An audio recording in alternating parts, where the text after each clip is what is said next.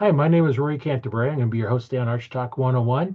And we have a guest on the line. We're going to talk with Mike here in a little bit. But before we get started, I want to let everybody know how you can listen to or watch the podcast. You can listen to it on Audible. Just go out there and search for Arch Talk 101, and you can listen to it free. You can also go out to like Spotify and wherever you listen to normal podcasts. If you'd like to watch the podcast, which is always nice to do, you can go out to Arch Talk 101 Facebook group. That'll be posted in there, as well as if you have questions about archery, it's a great place to post it because we have archers from all different skill levels. We have coaches, we have, from beginners to Olympic archers on there. So we have everybody there. If you have a question, you're not sure what your form looks like, upload it. We'll take a look and give you some pointers. You can also watch it on my YouTube channel, Learn to Fix It Yourself. There I post a lot of archery stuff out there. And, that's kind of where you can watch it and listen to it.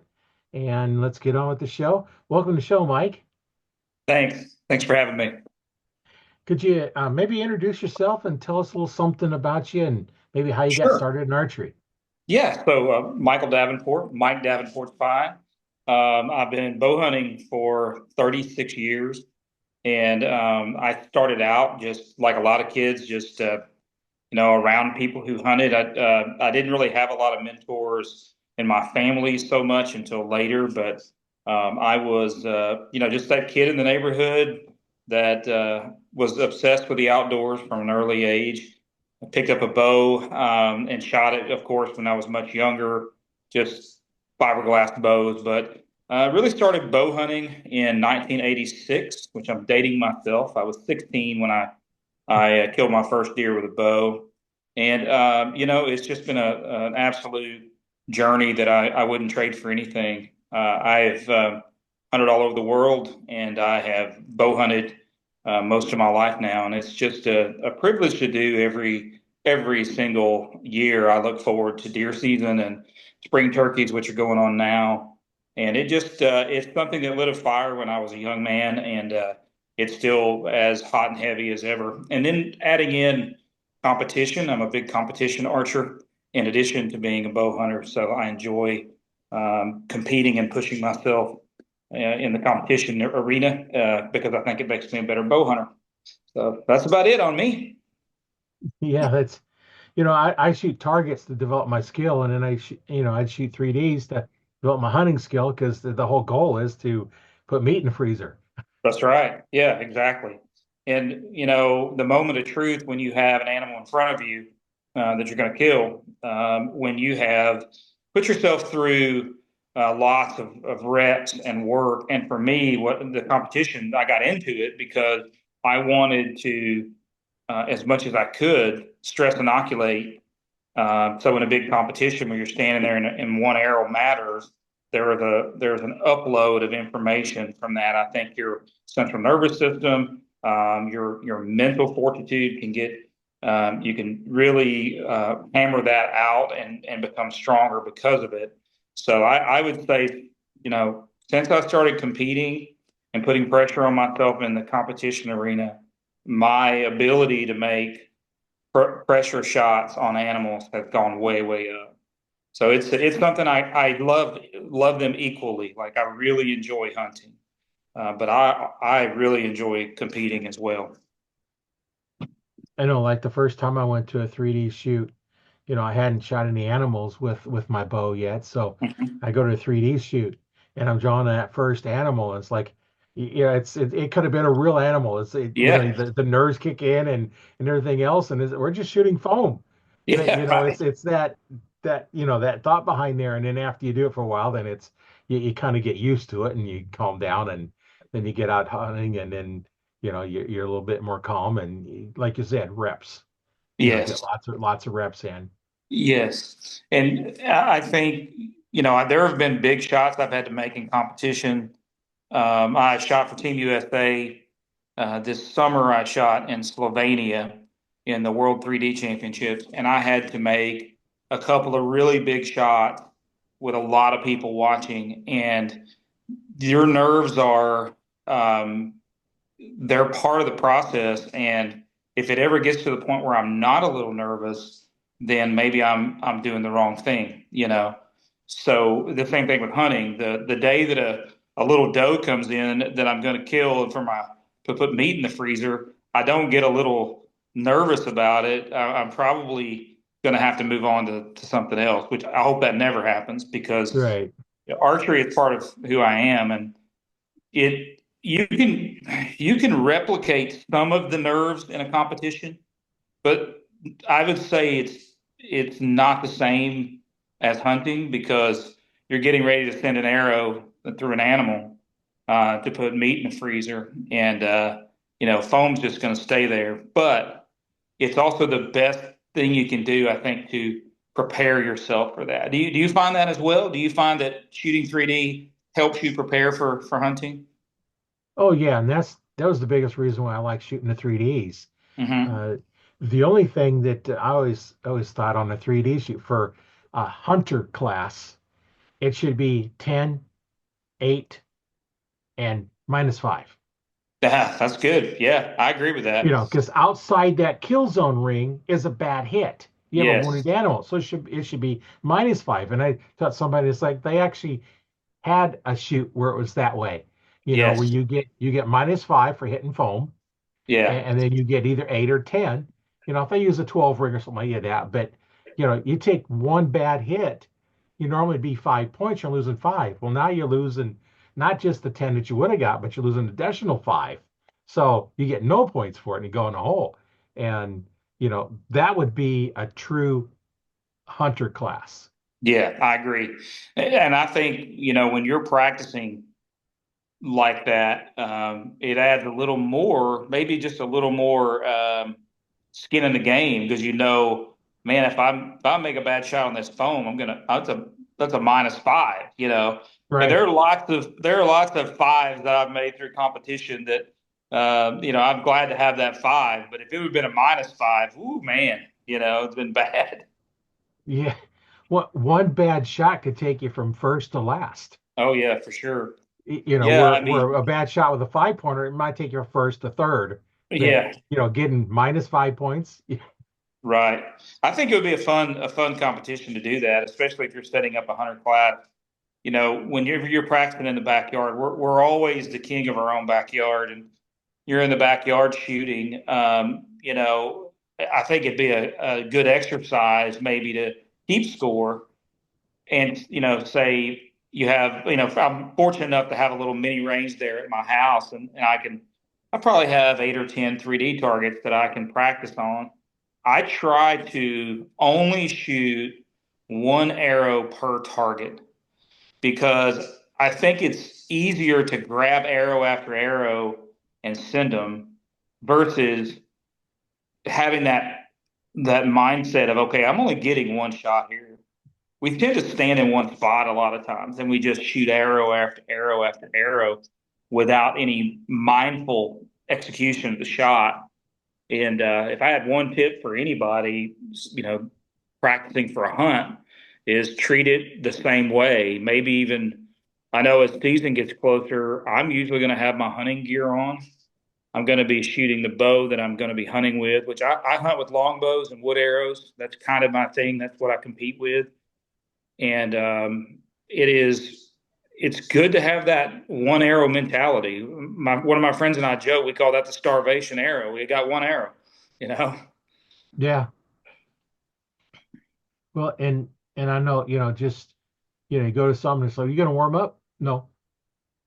I may draw my bow back because I'll do that when I get in the tree. I'll draw it back, make sure, everything is all working, but I don't take practice shots. Yeah. First shot counts. Yeah. I don't take, a warm up shot and then take a real shot. No. First one Right. counts. Right. I have two thoughts on that. The first is I shoot a lot of cold arrows. So what I'll do is I'll grab my bow and then I'll go to one of my 3D targets, and that's my cold arrow.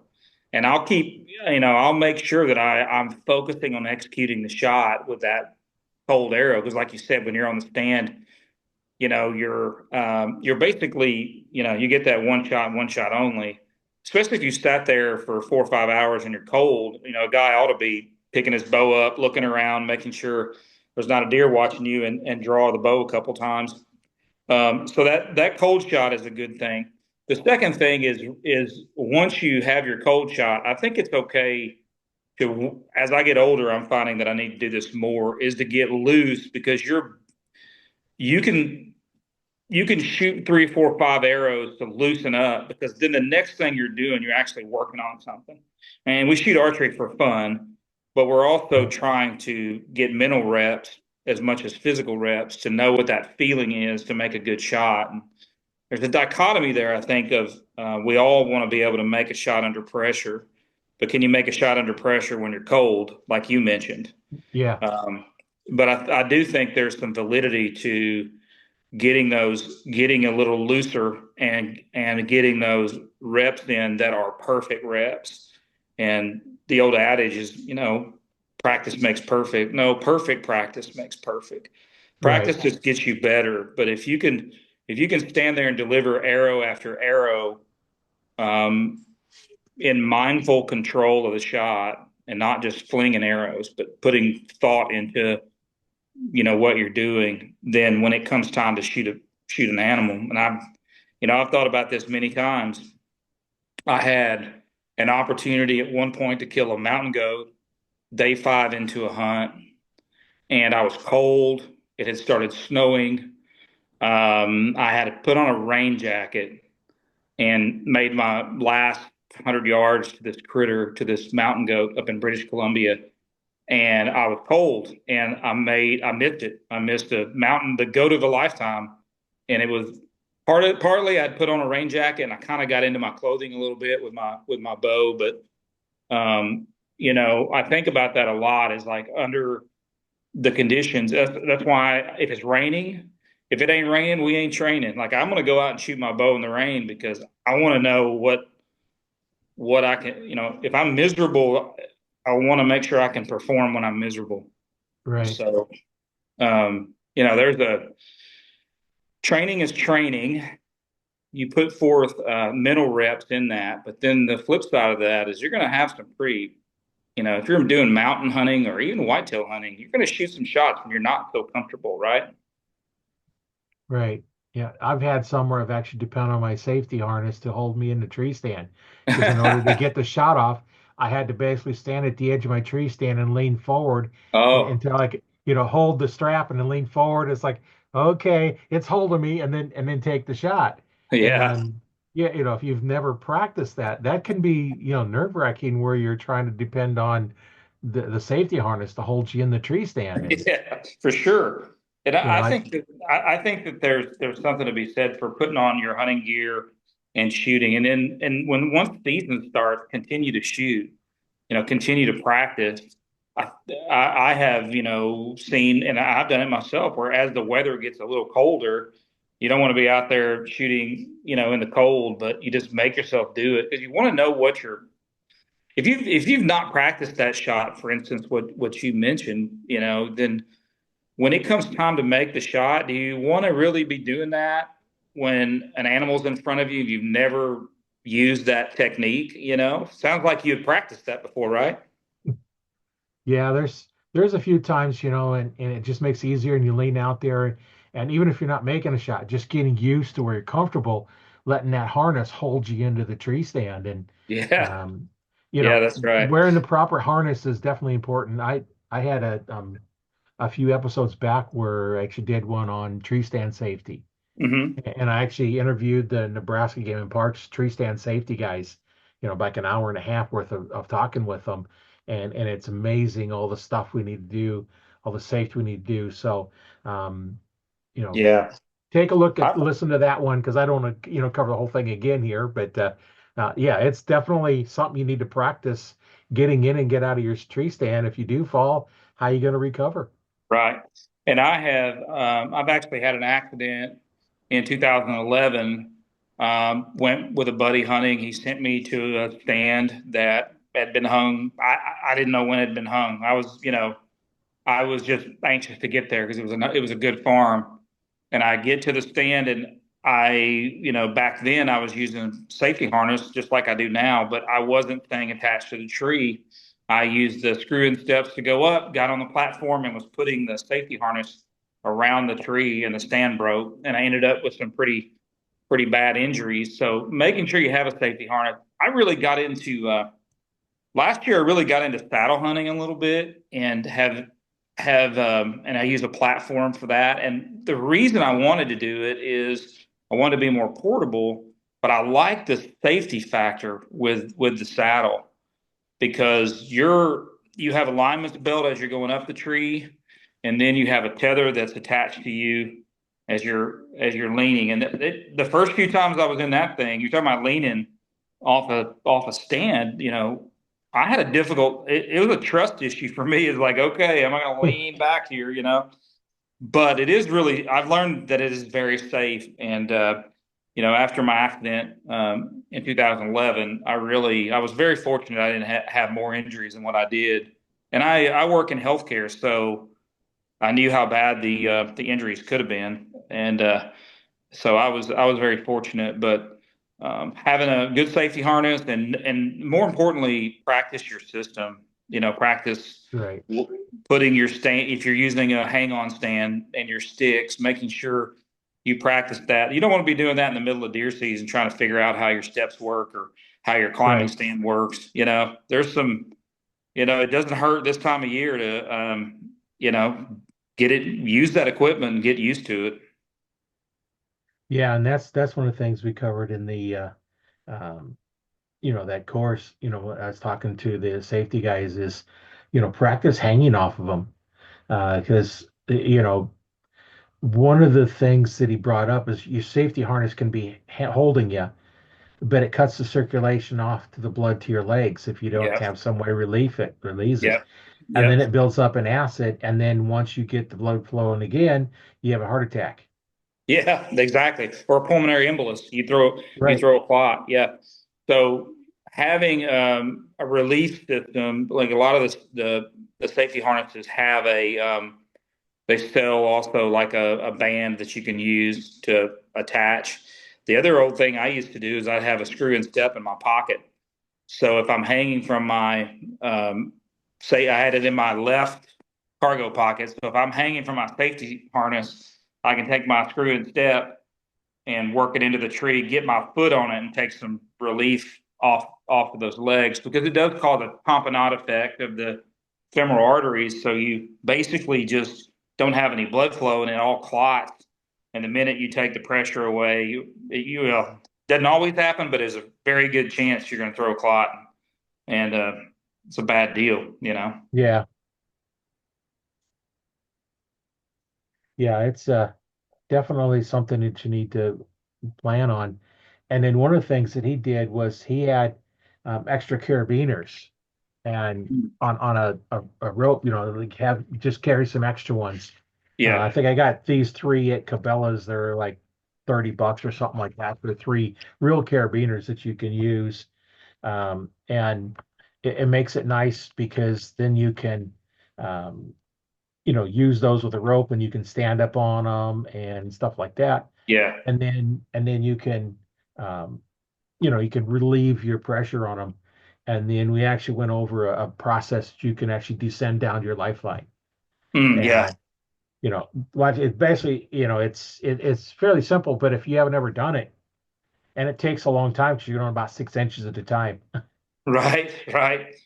Well, the main thing is, being able to descend safely without hanging there. There's been so many accounts of people, they find them in the tree and they didn't fall, but they basically cut off the circulation. So what we do is not, I mean, it is absolutely not easy, being in being in a hunting situation and not having had practice your safety equipment is ludicrous. It's like if I'm going to the mountains and I'm going to go elk hunting on a solo elk hunt. I do that. I usually do that every other year. Try to take a week and just do a solo elk. Just try to go and do it myself and on public ground. But you better know how to.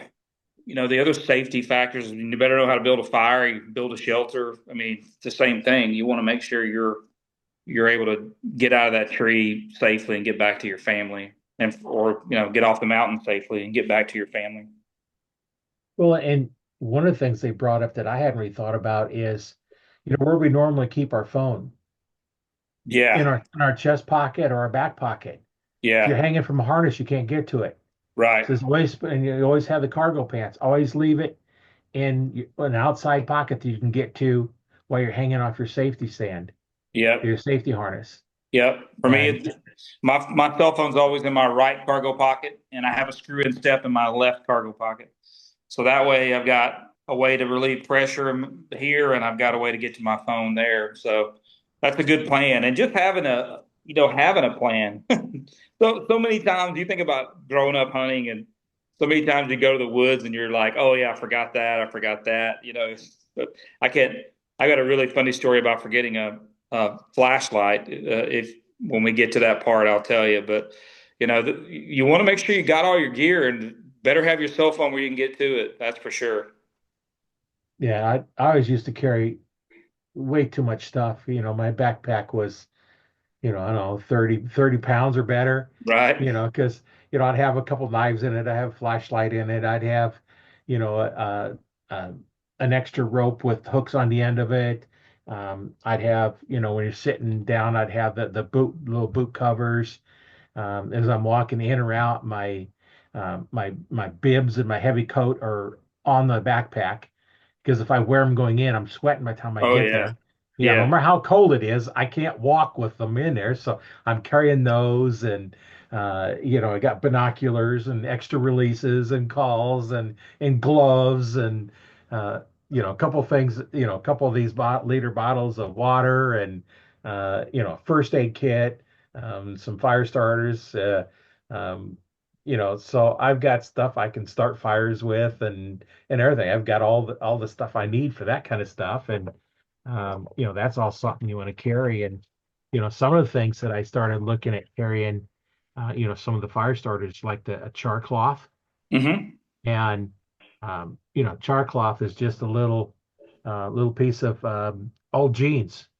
Cut them up, and then you put them in an Altoids can, Yeah. and then when you got a fire going, put them in the fire. It'll burn off all the color off of it, and then you want to take it out of the fire. Once it stops smoking, and don't open it up until it cooled completely off. And then now that char cloth, one little spark will ignite it. Oh wow. That's pretty cool. You can take the spark from a cigarette lighter that don't have any fluid in it. Yeah. They'll spark. Oh yeah. Yeah. I've That's enough to light one. I won't exactly. do it here because I'm not in a place where I could let it burn. Okay. Yeah. I'm I'm in my office, so there's nothing I would set it on. I'd let it to burn. I also I take Vaseline and put it on cotton balls and put it in a little film canister or a little um, any kind of container, small container, and you can light that with a ferro rod pretty easy. You just one strike of the ferro rod and it'll light. The other thing that'll light is Fritos. Fritos are mainly Oh, fat. You can yeah, actually light a Frito and it'll burn. And at least you could get some tender to it. Not that I'm toting Fritos when I'm. It's not my snack of choice when I'm hunting, but no. just something to keep in mind. The other thing that works good is I actually did a video on this a couple of years ago. Dryer lint. Oh yeah, absolutely, yeah, Pull the dryer lint out, and I actually have some in here. But I did one where I had the dryer lint. That's just lint from the dryer, yep, and it'll take a spark and ignite. yes, It's it will. basically cotton and stuff, and it'll all burn. Yep, Uh, you could pack it down to a little of nothing in a Ziploc and put it in yeah, there. That's the two things I carry. I carry Vaseline, cotton balls soaked in Vaseline in a film canister and dryer lint and a ferro rod, and then a lighter. Two is one, one is none type thing for fire starter. Those are right. the things that I carry where I'm in the mountains or on my back 40.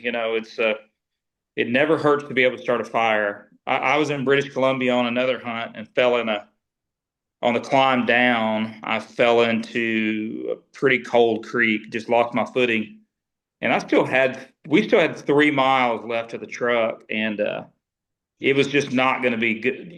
That's a good way to get hypothermia because it was Right. cold.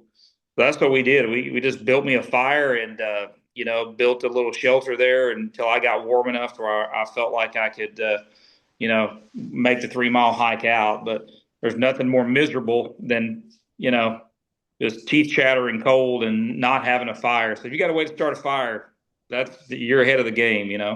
Oh yeah. And there's, another thing we did, quite a while ago, I think when I was in Scouts, get the strike anywhere matches, the fishing Yes, matches. And, yes, and those are really good. yeah. I mean, all those things are.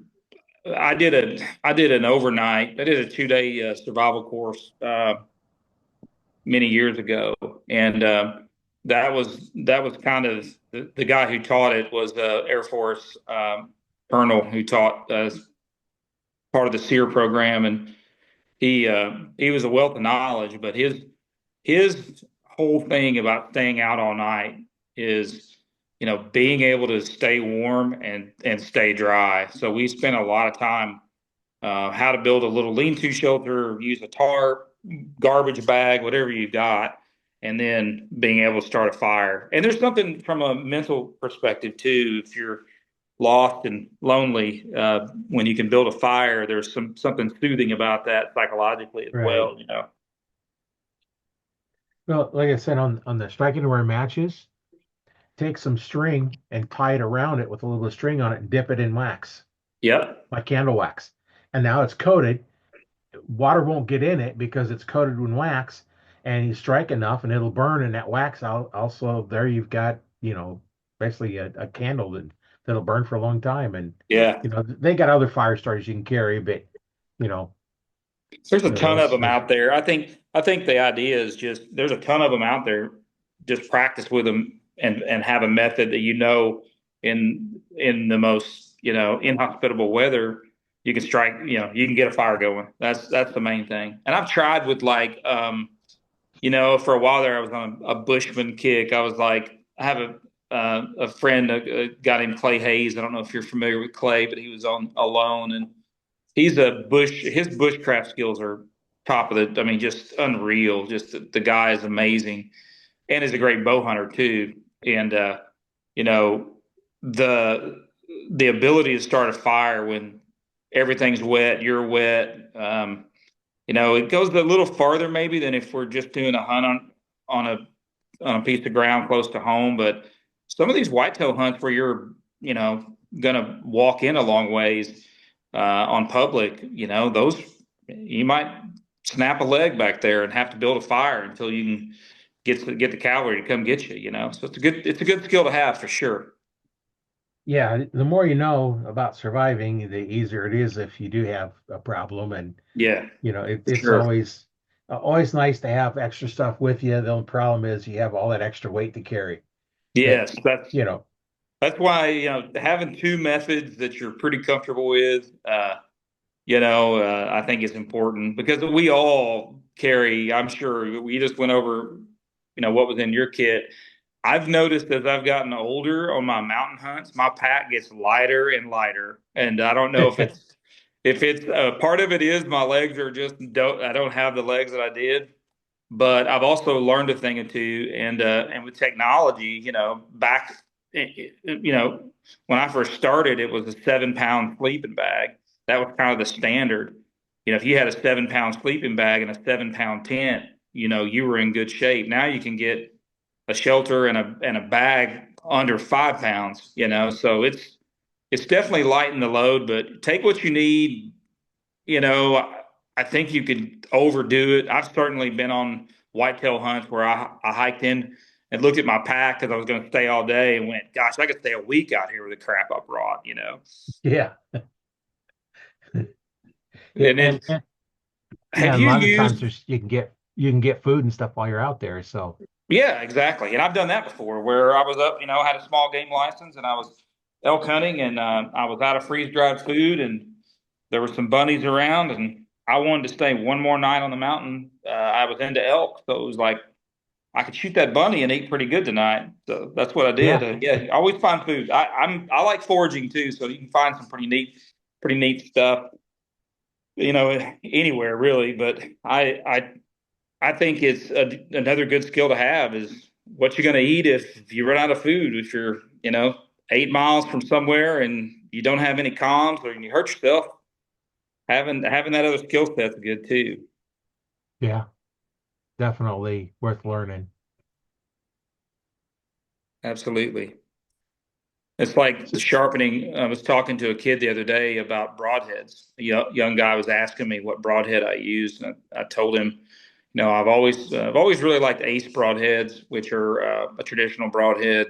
They're easy to sharpen, and I spend a lot of time getting my broadheads super sharp. But it's a skill to learn, and it's something that I want them shaving sharp. I want to be able to shave with them when I go out. I was talking to this young bow hunter about that, and I asked him, do you sharpen your own broadheads? And he said, nah, he's usually buy them and they're pretty sharp. I'm like, well, that's okay. I said, but maybe it's a skill you pick up just in case. You put a broadhead in a quiver a bunch of times, you get it dull. Maybe that's another skill that you can put on your to-do list as a bow hunter. Getting stuff sharp, whether it's your hunting knives or whether it's your broadheads. Hunt sharp at all times.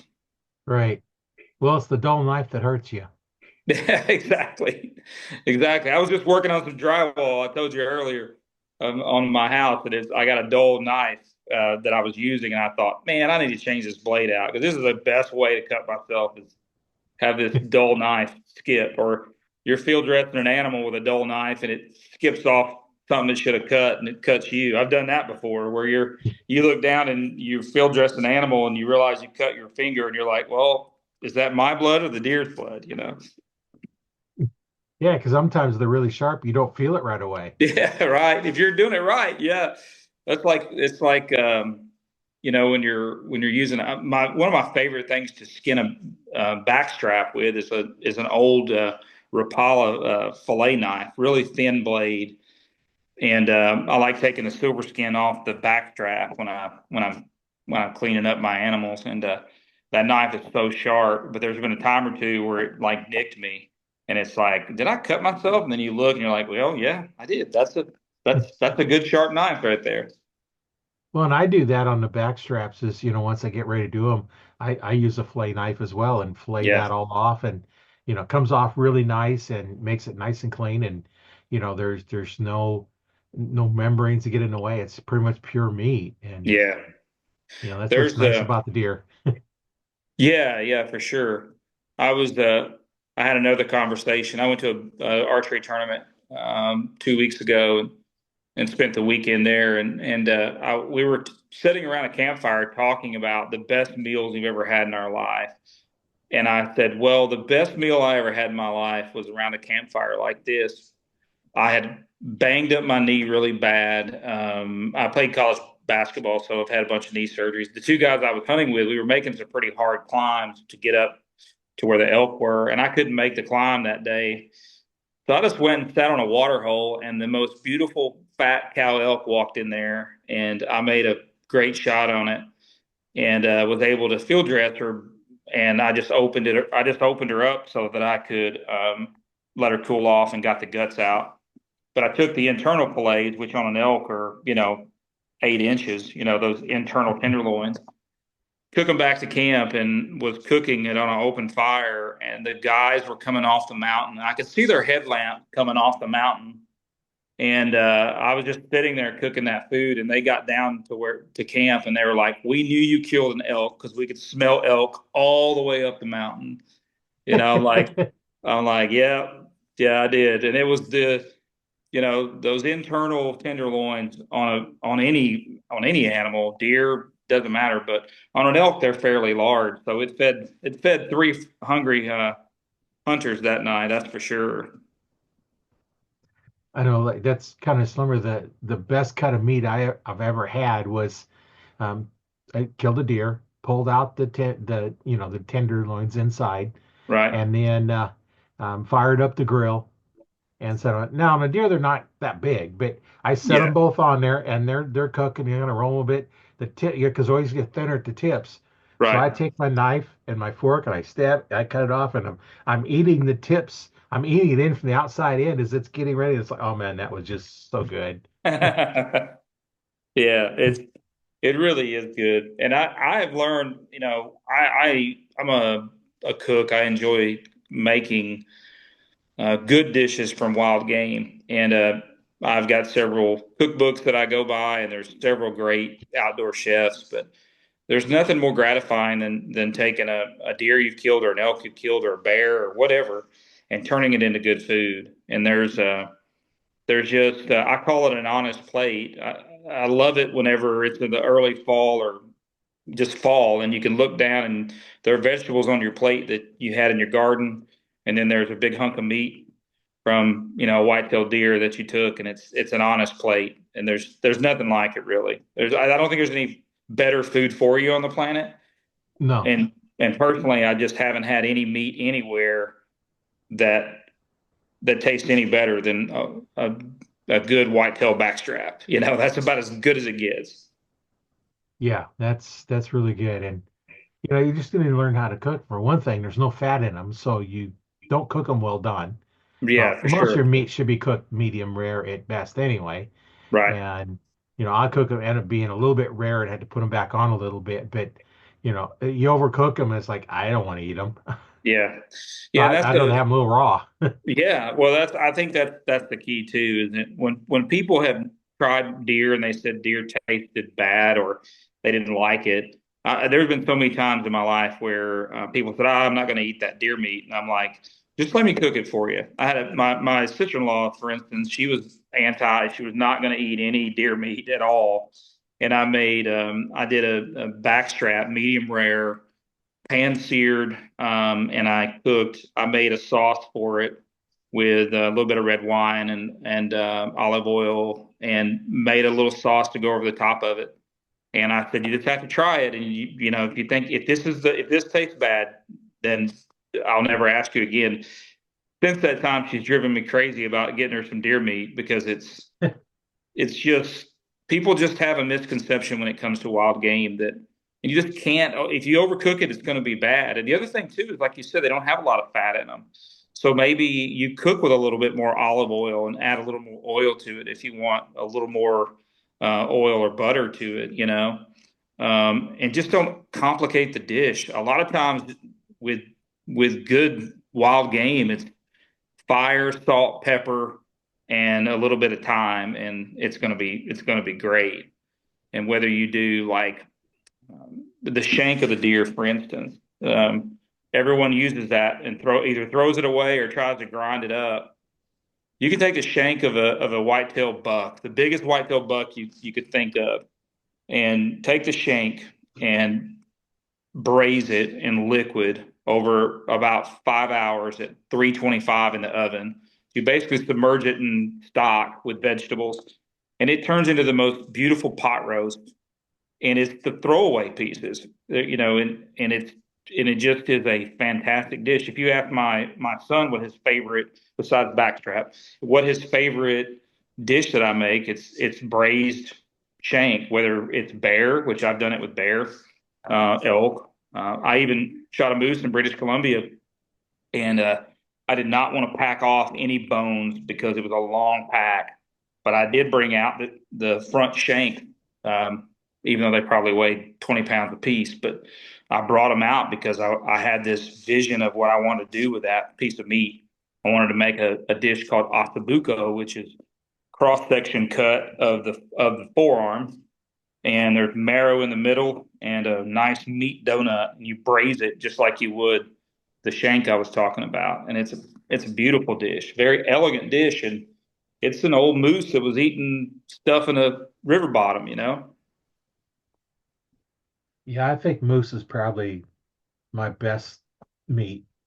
You I, enjoy it the I, I most? got a, yeah, I got a moose when I was up in Canada, Mm-hmm. and it was, I thought there was nothing better than that. I thought, whitetail is good, but moose is even much better. And I haven't had much elk or caribou, but those are supposed to be really good as Yeah. too. But that moose was really good. I liked the moose a lot. I was able to drive up there. I drove back 400 pounds of moose meat. I made a point. It was a 32-hour drive, but I was adamant that I wanted to bring home every morsel because I was doing a mountain goat and moose hunt, and I was going to be gone 2 weeks, and I wanted to be sure that I could get all that meat back. So I brought back 400 pounds of moose meat and butchered it all myself, and it was quite the chore to do. I think I ended up with 200 pounds of ground and 200 pounds of other cuts. And it was, to me, it was very good. The moose I killed was really old. The meat was good, but I would say I would rank our whitetails in the Midwest, because I live in Southern Illinois. I would rank our whitetails as far as meat goes up there with anything I've had. I've had kudu, I've had other African game. I've had, elk and moose. But our whitetails, whether it's their diet or it's just that I just enjoy that meat the most, I would probably pick it hands down. And then maybe elk, then maybe moose for me. But, to each their own. We're all hunters. We're not going to turn down any real meat anyway, right? No. Well, and I had a cow too. So Okay. if you have an old bull or something, those are going to be a little bit, not as good a meat as the cow. And Yeah. so I was lucky I had a cow tag. So I got a That's nice good. big cow. And Yeah, cow elk. The difference for me, like shooting a bull moose, it was pretty tough. So I had to be creative in how I cooked it. The flavor was fantastic, but I've killed several cow elk now, and it's that's some of the best meat on the planet too. And I think the last one I killed my longbow. I think it was 5 years ago, and it was a big, healthy cow. You can get, I mean, you're looking at a 200-pound meat yield off a big animal like that, and it's kind of yeah, great, because that's like shooting three whitetails. You're getting yeah, a ton of meat off of it. And the care of the meat in the field, I think, is also when people talk about the wild game not tasting good. I think so many times people shoot animals, they'll shoot a big buck and they'll drive around with their in the back of their truck for a day and a half and then wonder why the meat tasted bad. It's like, yeah, well, maybe if you took care of it. Same thing with antelope. I know that a lot of folks out west don't enjoy antelope meat, and I just love it. I think it's a fantastic table fare. And I had, I shot an antelope. I shot a couple of antelope, but the one I shot on a water hole with my bow was I had an antlerless tag, and man, I had that thing in the cooler in 20 minutes. And that turned out to be some of the best meat I've ever had. I mean, I would also rank that up there too. Antelope is a really nice, pretty meat, like a very light meat. And but a lot of folks don't like it out west. I don't know if it's just maybe they get used to there's so many of them out there, but I certainly like them. yeah. It's like you mentioned, the key is how quick do you get it gutted and cooled. Yeah, yeah, That's the key right there is get it cooled off as quick as you can and gutted. yeah. I shot my moose and right at dark, and we were in grizzly country naturally, and we had to get to the moose and field dress. We knew we couldn't pack it out that night. We knew we couldn't butcher it that night because it was a half a day process. But we knew we could get to it and field dress it to cool it off. And a lot of people do a gutless method when they skin animals, but we didn't have a chance. We had to get the gut side of that thing. So the amount of heat that gets put off by not gutting an animal, I am a big believer in field dressing an animal if you at all possible to do. And that moose that night, I mean, it was putting off steam. We propped it open with sticks and tried to get the as cool as we can. But even though it got down into the 40s that night, I think it was in the 40s. Yeah, water wasn't froze, so it was still a little warm that next morning. So man, just that's a biggie for me is when you know an animal's down. I always take a second to thank God for the opportunity and thank the animal, and then show respect. But as soon as that's over with, a quick photo and let's get going here. Because that inevitably what happens is that meat is a valuable commodity the minute it hits the ground. And for me Right. personally, it's why I hunt. I got a trophy room full of stuff. But if people ask me why I hunt, it's because I like to eat what I shoot. That's the main thing. Well, you know where it come from. You know as how it's processed, and Yeah. that's why I always did all my own. I did my moose myself. It took me a while because I was working full time, but it took me about 5 days to get it all cut up. So but it's been on ice the whole time. Yeah. And I could Yeah. definitely tell a little color change between when I first started and about 4 or 5 days later, it got a little bit darker. Yeah. It aged a little bit, and I wasn't intending on aging it, but it was fine because it Yeah. was kept cold, and that way I know exactly how it was prepared, how it was kept. Yes. It's cut in the size and that I want, and the quantities in the package that I want, to Right. feed the family. And now because it's just the two of us, I don't need as many in a package. But when Right.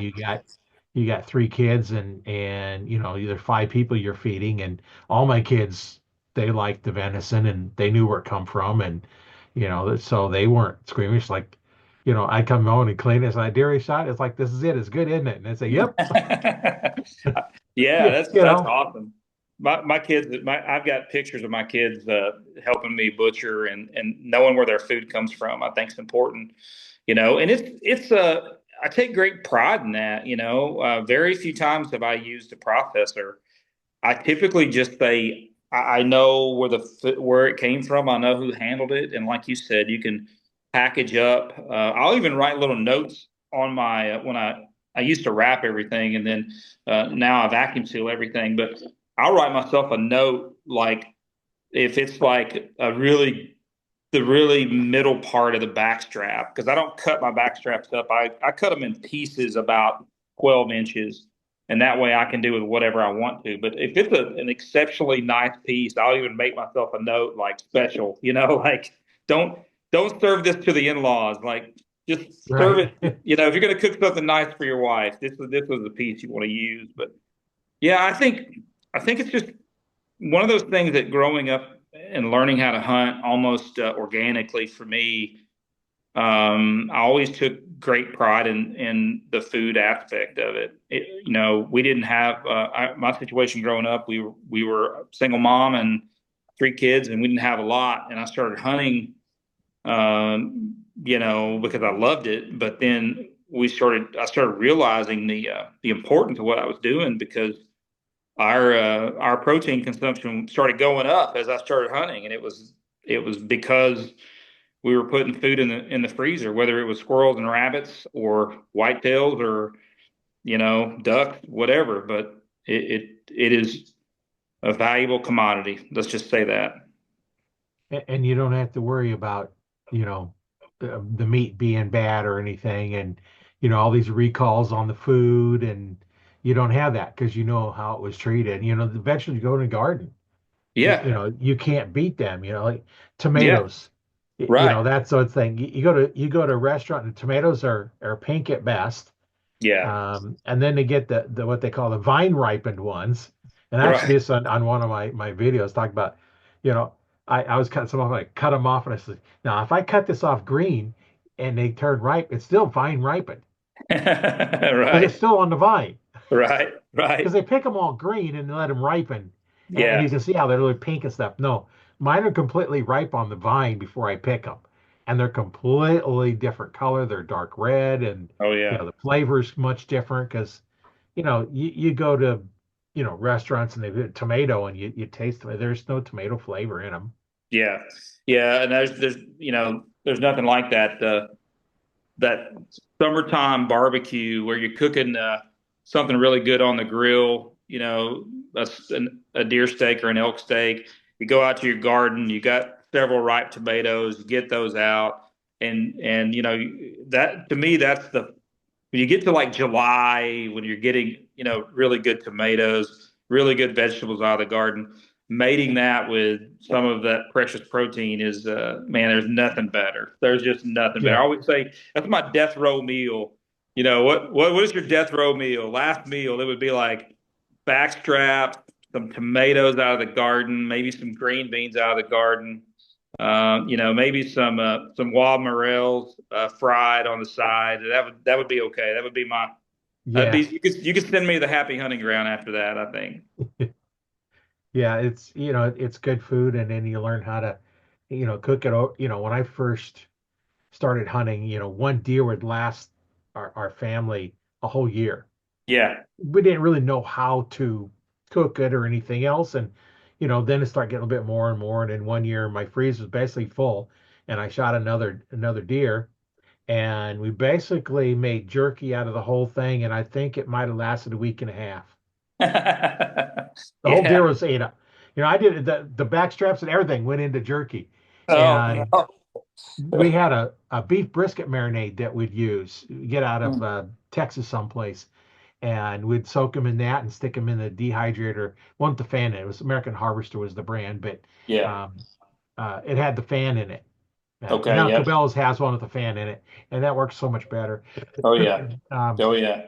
and the kids is like, "Is it ready yet? It's ready yet?" No, it takes more than a couple hours to do it. So as soon as they get ready, we'd pull them off. I'd start another batch, and then start eating that before the next batch is done. They've got that eaten up, and yeah, going through a whole That's deer in a couple weeks just making jerky out of it. That's great. That's great. Well, and you get to, I mean, that's one of those things that you almost have to hide the jerky. Like if I make a big batch of jerky, I'll you know, seal it up, put it off to the side, and then I'll try to put it in strategic places, because it's going to keep forever because especially if you vacuum seal it, and I'll freeze it too, and then I'll put it under some stuff so that as I'm going through the freezer, a packaged jerky will pop out. And I'll be like, oh, okay. So it's playing hide and go seek with with food in the house. Yeah, otherwise it goes really quick. But Oh yeah, if they like it, they like it. I never tried to hide it. Then after you go through the whole deer, then they kind of slow down on the jerky by the time you get towards the yeah, end. Because they've had it for every day pretty much. They've right. had more jerky, and it makes it nice. That way you can do them however you want. And I've taken and made like pepperoni sticks. Um, Hmm. I didn't use it in the casing, but I spread it out on some wax paper and then froze it. Then was able to pull those off and just pull those out and go from there. But Yeah, that's how I made them was I made them up and then you get them all ready and then freeze them yeah. individually like that, and that makes it nice, and then you don't have to because I didn't want to get all the casings and go through all that mess and put them in there. I've done that before, but it's kind of Pretty a time consuming, right? yeah. When you can just take the thing and shoot it out on a tray, and then you smoke it or cook however you want to do it, and then you just stick them in the freezer and then pull them in another baggie, and as long as it's not in a refrigerator freezer, it'll last a long time. Yeah, Otherwise they end up sticking together. yeah, yeah, But then if put wax paper in between them, so you don't have to worry about them sticking. And yeah. I may have to try that. That sounds good. yeah, and then making like breakfast sausage and stuff. We have a place here that does butcher supply. So you can go get all the seasonings and you can get the great big machines that, the commercial guys use, but I never had anything that big. But, you can Yeah, go get all the different seasonings and all the mixes, for the pepperoni and the sausages and, yeah. all that kind of stuff. And, that made really good stuff. And we like the jerky made with the Claude's is the name of the sauce. Claudes. Yeah, Claude's. And the first time I had it was my cousin made it for my other cousin's wedding. And I said, "Oh man, this is good. What is it? Get off It's just regular roast beef, And it's like, no, show what it is like. So we had to have some and ordered them in and, getting like gallon jugs because it's going through so much of it. And now they have some of the local stores carry it. So I don't have to Oh, that's order it good. from Texas. I That's can't good. remember where it was at, Austin or someplace like that. It's someplace in Texas we ordered them from. Well, they But know how to do brisket. They know how to do brisket in Texas. Let me tell you. yeah, yeah. But that made it really good, and um, it was a good sauce. You know, you always have to find some recipes that you like, and I've tried those box mixes, Hmm. but I was never really fond of them too much. They work Yeah. really good, but I just didn't really care that much for the jerky made from those. There's a chef named Hank Shaw. He has several books out, but one of my favorites that he does all wild game, and it's Buck Buck Moose is the name of the book, and some unreal table fare recipes. But he has a jerky recipe in there that is really really good.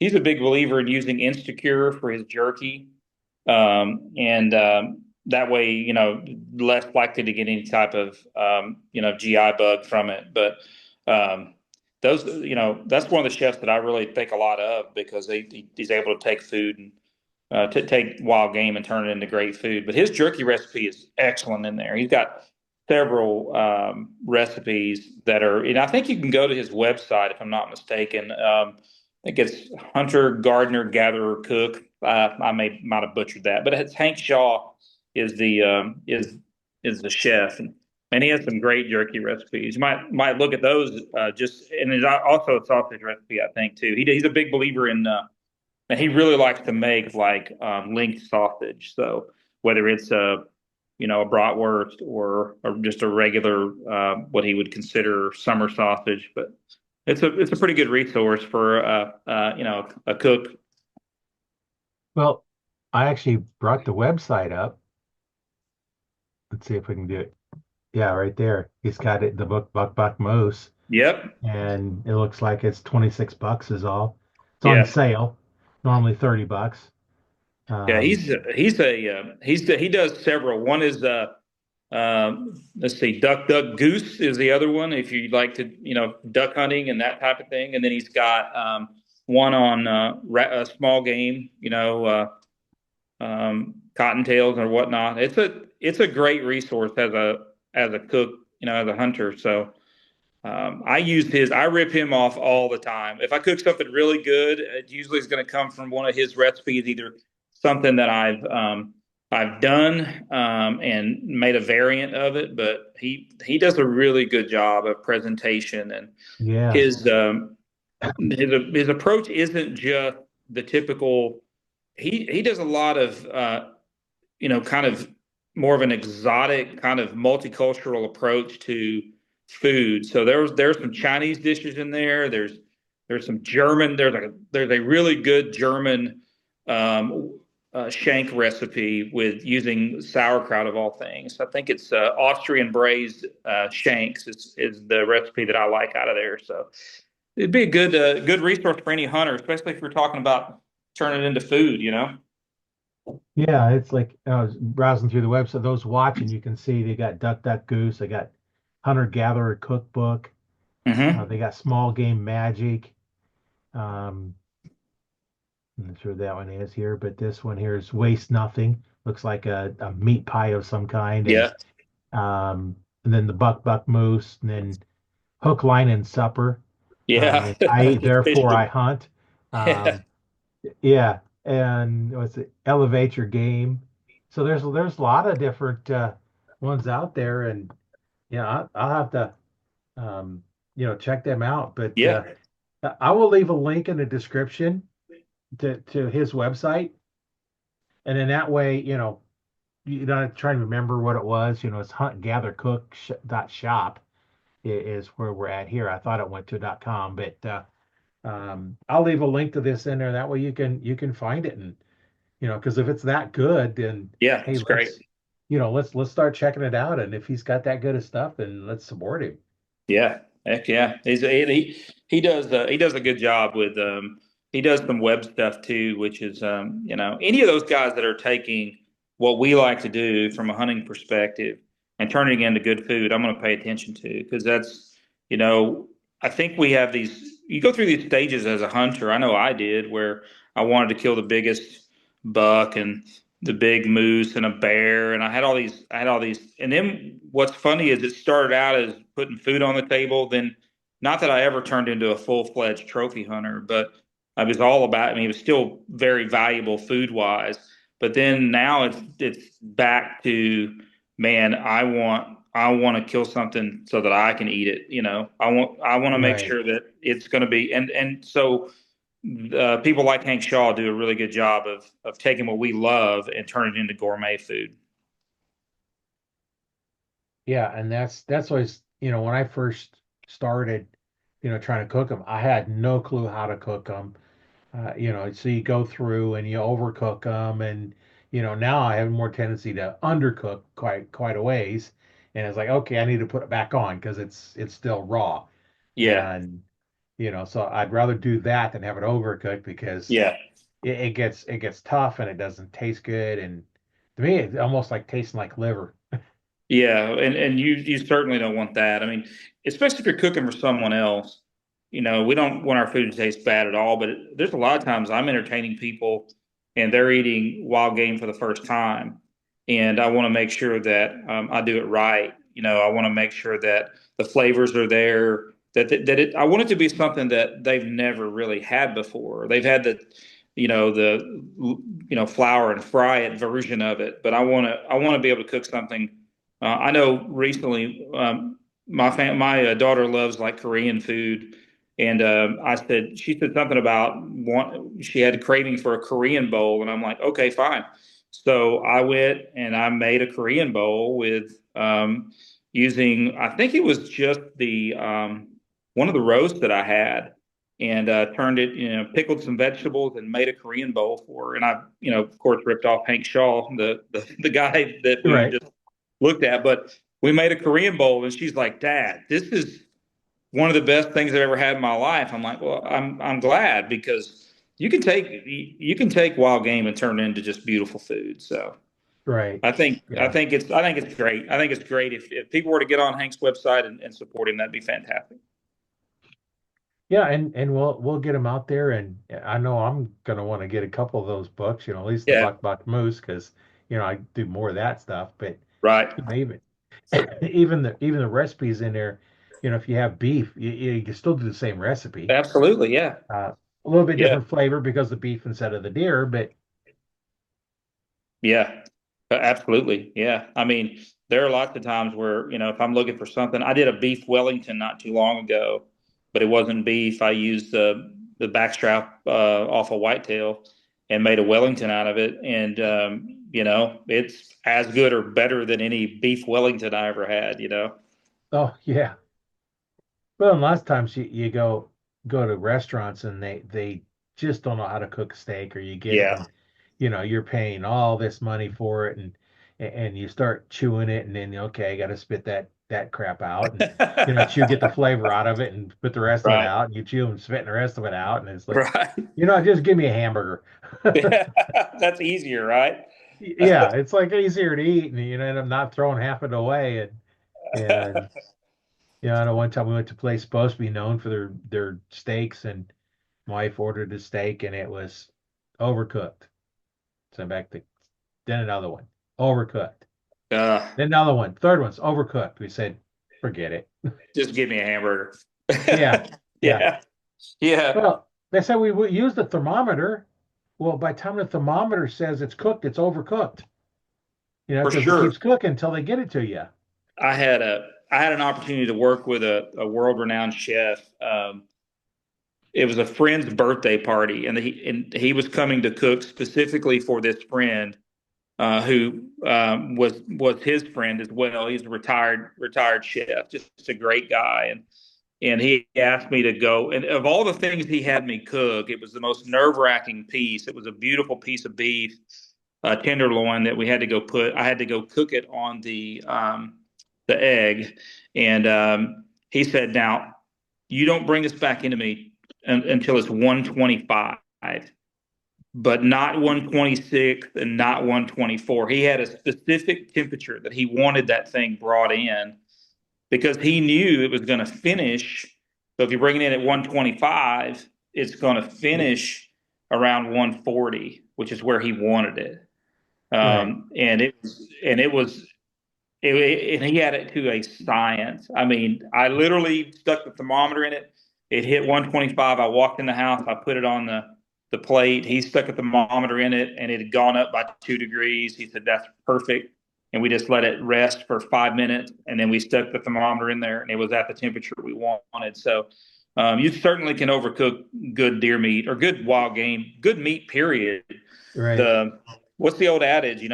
How do you cook a good steak? Well, you start with a good piece of meat. Don't Right. You're not just cooking crap. It's good meat. Well, and then you need to let it rest. I think is what, half the cook time. Yeah, well, you need to let it cook. You need to let it rest for. I'm gonna walk around a little bit if you don't mind. No, Um, no problem. you need to let it rest for a good. I mean, most times you want 5 minutes. 5 minutes of time to just let it sit and rest. Some chefs, there's a friend of mine named Monty Browning, who's I don't know if you know Monty. He's a legend when it comes to hunting. At one time, Monty had the world record brown bear and the world record Cape buffalo, but he's a phenomenal chef too. On top of it, and so he's big on letting it rest. Just cook it, just let it rest. Don't be in a huge hurry. So many people cook something and they just throw it on the plate and say, "Oh, it's done." No, it's not done until it's rested for a few minutes. Yeah, and if you cut it too quick, then all the juices come out, and then it dries it Yeah, you out. lose so much flavor that way. You're losing some of the flavor whenever you do that because you want to be sure that the flavors stay within the tissue, right? I Right. know I know so many people do that. They'll just I mean, we all love deer meat, of course, but give it a minute. If you bring it off the fire, just give it a minute. Yeah, definitely. A lot of good information for those that, don't know how to cook them and struggling with, how can we get, good food, from the animal we kill, no matter what it is, Yeah, even, rabbit, squirrel, um, pheasant, ducks, quails, deer, moose, whatever animal that is in season that you're hunting. And it's always nice to have good recipes. And it sounds like this guy's got some really good ones. So, yeah, yeah. He does. definitely have to order some of those books and see, especially maybe the buck moose and maybe the hook, line, and supper. Yeah, if you're Um, a you fisherman, know, that'd be a great one. Yeah, yeah, do fish a little bit. I don't do too much duck hunting anymore. I used to, but not too much anymore, but um, yeah, I think those two books would be some really nice ones to have in the recipe book to get some information, yeah. how to cook them. Well, that's what we do. Why we do what we do, right? That's why we bow hunt. We're trying to trying to get some food for us, right? And that's important. Yeah, no growth hormones or antibiotics or anything like that in it. It's all just pure natural stuff. And That's right. And you just won't find a better. There's just no better source of protein on the planet. And there's just the thing about hunting, and I think that most of us would agree, we could go buy meat from the grocery store. If we're truly consumers of what we hunt, then there's no better way to do it, and it's an honest way to do it because you handled everything. You cut out the middleman at the supermarket. There's no, you did the killing, you did the butchering, and you're gonna eat this animal. And I think a lot of folks who don't hunt sometimes miss the fact that something had to die to go on that plate. And I love the fact that there's this new movement like field to table or farm to table because people right, are understanding where it comes from. And we as hunters, we owe it to the animal to do it right. And there's no reason to not eat good if you're gonna have a freezer full of venison, then turn it into something fun, something good to eat. Yeah, that's definitely what you want to do. And um, it's just there for a while. It's like I hadn't had beef in a long time, and first time I had some beef, it's like, ooh, what's wrong with this? Tastes weird. Yeah, yeah. Oh, okay, it's beef. Okay, Beef, it's yeah. just that complete different weird taste. Yeah, my kids were like that when they were little. My daughter would not eat. We would go out to a restaurant, and I'd have to lie to her, fib to her, and say, "Hey, this is elk," and she would eat it, but she would like you could tell she knew the difference because Yeah. when they were growing up, we rarely bought any meat. It was mainly stuff that I'd hunted, and yeah, my daughter, I think we were someplace, and she looked at me one time and said, "Dad, this is not elk. This is beef." Like, oh, is it? She finally called me on my bluff that I had there, but She caught on. yeah, she caught on after a while. That's for sure. He actually go home and it's like have some real elk or something, and then go back. It's like, no, this isn't the same meat. Yeah, she went to college, and she came back home from college, and I think it was either her first or second time back, and I had cooked this big spread, and because she'd been gone to college, and she came in and just we ate like kings that night, and she says, "Dad, this what they're serving me at college is just not like this." And I'm like, "Well, don't get used to it. You got to go to college. You can't be staying here the whole time. When you get done with college, and you can come back and eat all you want." But it makes them appreciate it. I think it really, when you do that, when you have a kid, when your kids eat venison, and your kids know where they, even though I'd say neither child is as obsessed with hunting like I was and I am, they still have an appreciation for it, and I think that's an important thing. They're later on they might come back and say, you know Yeah, what, I want to start hunting. And I've talked to a lot of guys that they hunted and then had a family, and then now the family's grown up a little bit more and they're back hunting and with their kids now. yeah, that's And great. they just had to take some time off, and we all have to take some time off Yeah, sometimes, I and had to. I for mean, one reason graduate or another. school. Yeah, I mean, I can remember, graduate school, going from 3 or 4 deer a year to during grad school, just saying, if I get to go out once or twice, I'm going to get lucky. And there are things that happen that you just have to do. You take care of your family, and hunting is a privilege when you think about it. We're very fortunate in this country. I've got friends in Europe, and they really look at our situation here and are envious because we get to hunt, and a lot of those European countries, they don't get to bow hunt anyway. And so it's a privilege. And when you get, but job number one is take care of your family. And it gets to a point where I notice now that my children are older, I've got a lot more free time to hunt, and I get to experience more now, almost like I was before we had children. So it's great to see. It's great to see people come back to it when they've been away. Yeah, it's something when you do it when you're young and you appreciate it. And I know my oldest, he still goes out and hunts a lot, and my youngest, he doesn't do too much anymore. But they all started out shooting bows Yeah. when they were just little. um, in fact, my oldest is, I don't remember how old he was, but he wasn't even a teenager yet, and he already had a Robin Hood. So Yeah, archery is something that you can do for your whole life. I've got friends that are in their 80s that are still shooting a bow, and they still love it. And um, it's one of those skill sets that it's addictive. Number one, shooting a bow is addictive. I love it. I shoot every single day. Um, Whether I'm training for a hunt or training for a competition, I'm gonna get my arrows in. But you know, it's something you can do as long as you're healthy enough to draw the bow. It's something you can do for as long as you're on this earth, I think. Yeah, and then when you get where you can't draw a compound or a recurve, there's crossbows. Right, right.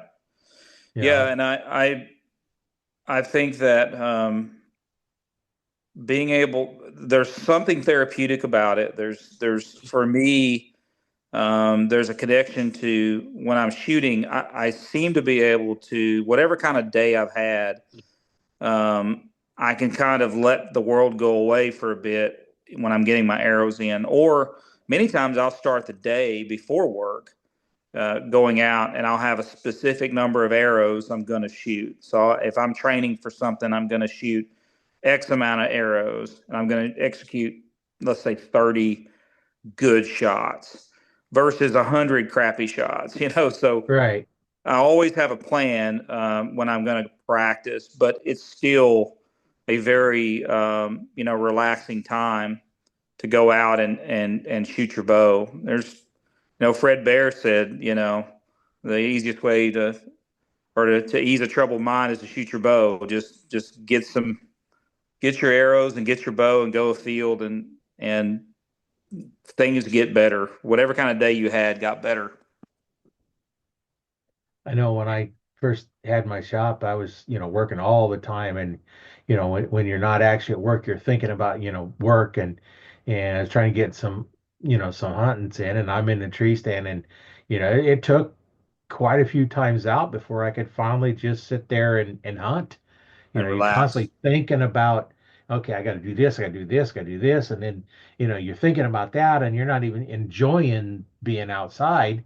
And then, Yeah, after three or four times getting out, it's like, okay, now I can finally relax. relax. And Yes, I find it it's sometimes difficult. I like to have long stretch. I like to have, like, when I take a vacation, for instance, to hunt. It takes a day or two for the outside world to kind of go away. If yeah, I'm doing an elk hunt, for instance, if I'm going to go, like the last one I did was Idaho, do it yourself in Idaho, and had a blast doing it. But it took a day or two before I feel like I am a hunter, like I'm in the woods again, because there's so many outside distractions that resonate. Like you said, you're thinking about business, or you're thinking about this or that, and I find that after a day or two, really about 2 days, is when I start to settle into the rhythm of the hunt, and I can start to just allow the kind of primal side of things to take over, where I'm actually a hunter again. And it's tough because we're bombarded constantly with media. We're on social media, we're on our phones, most of us work with computers. You're on a computer. There's just this constant information upload. And I think it takes a little while for your brain just to get into that zen like state where it's like, okay, I'm back to doing something that humans have been doing for thousands of years. And there's your body and soul recognizes that, in my opinion. yeah, it's archer's been around for thousands of years. And in fact, I found evidence being 64,000 years old. Yeah. Wow. So, um, yeah, it's a sport that's been around for a long time. It's going to stay around. Now, in the last 10 years, it's really changed the technology and compound bows. Um, it's been that many years, and they didn't even have the first compound bow until late 60s. And then it weren't Hmm. really commercially available until the mid 70s, before like the Bear Whitetail Yep. 2 come out, mid 70s. And, and then what they've changed from there in the last 50 years to Yeah. what they have now. Yeah. um yeah, it's changed a lot. And just in the last 20 years, Yeah. from the technology from the old 2001 2002 bows where they're real tall axle to axle, and now that they're parallel and beyond parallel limbs, and the no vibration, they don't jump in your hand like the old bows did, and they just kind of Right. sit still. And Yeah. I think, For me, so I'm a traditional bow hunter, and I hunt with a longbow and hunt with wood arrows. And I'm probably, as far as timeline goes, I still have a laminated bow. It's still a wood bow, but you're shooting wood arrows. Then you think back to 10,000 years ago on this continent. If I'm not mistaken, that's when we see evidence that archery was part of their lives anyway. My bow is pretty close to that, but it's still technology wise light years ahead because I'm not shooting a dogwood shoot and a stone point and Right. a self bow. Even though I've done all those things, and it was really cool to do. Um, you know, no matter what you're doing archery wise, I think it's still very much embedded into your DNA. We as hunters, and so many folks that don't. I feel sorry for the folks who don't think of hunting in a good light or never want to try it because I really do think that it taps into something. When I draw my longbow on a on an elk and I send an arrow through an elk, and I think about, how many thousands of years people have been doing that. And I'm a part of it, and it's a really cool concept to realize that you're taking an animal the way that the people that came across the Bering Strait on this continent were taking animals. It's a neat thing. Yeah, it is. It's really cool you get back to that. I know even in the 60s when I started, the bows were either fiberglass or wood, Yeah. and your arrows were wood, aluminum, or fiberglass. Yeah. That's pretty much about what you had, and mostly wood. Right. Um, my first arrows were wood with feathers, Yep. and a fiberglass bow. It was a 25-pound Ben Pearson.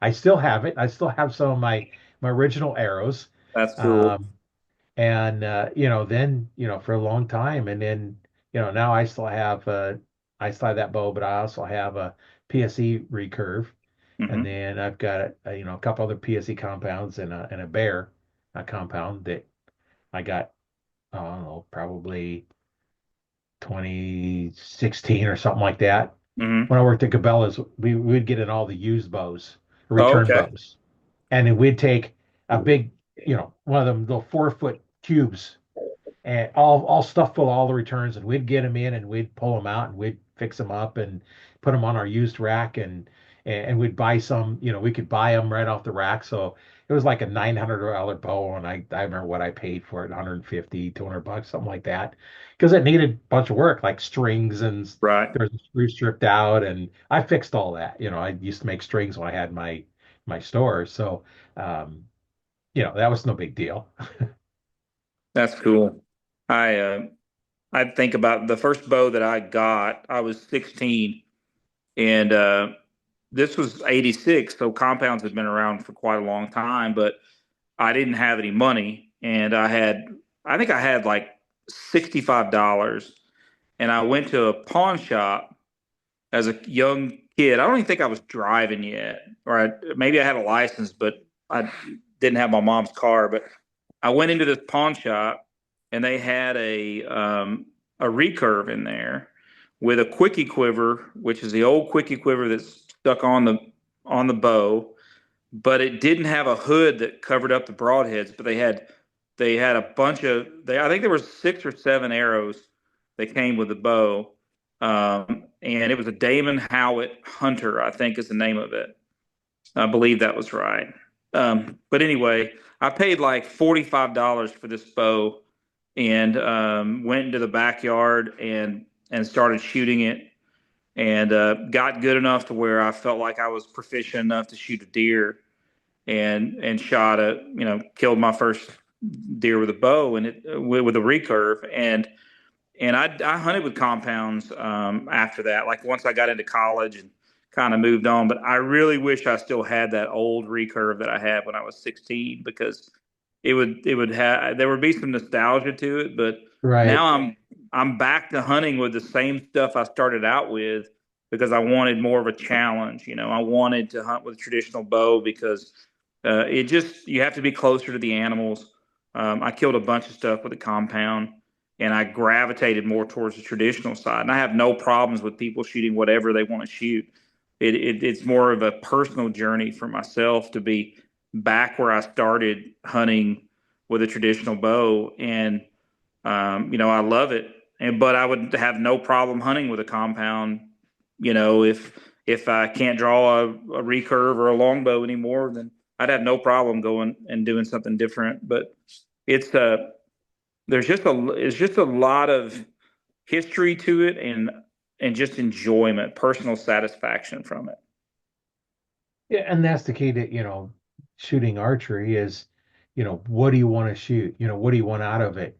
And, that's, what I always ask that new archers that come in, they're thinking about taking an arch, and it's like, well, what do you plan on doing? Why did you decide that you wanted to try out archery? Yes, Back when the Hunger Games, well, they seen the Hunger Games and wanted, right. liked what Cat was doing. Well, okay, so you want a recurve, do you want to just fling arrows in your backyard? Do you want to compete with it, or you want to hunt with it? All those things you want to do is like, hey, if you just want to fling arrows in your backyard, perfect. Yeah, If you want to go beyond that, hey, come on in. We'll get you set up for the next, next level that you want to go with. And um, and that's why, when I have my store, every bow come with shooting instructions. I always taught you how to shoot.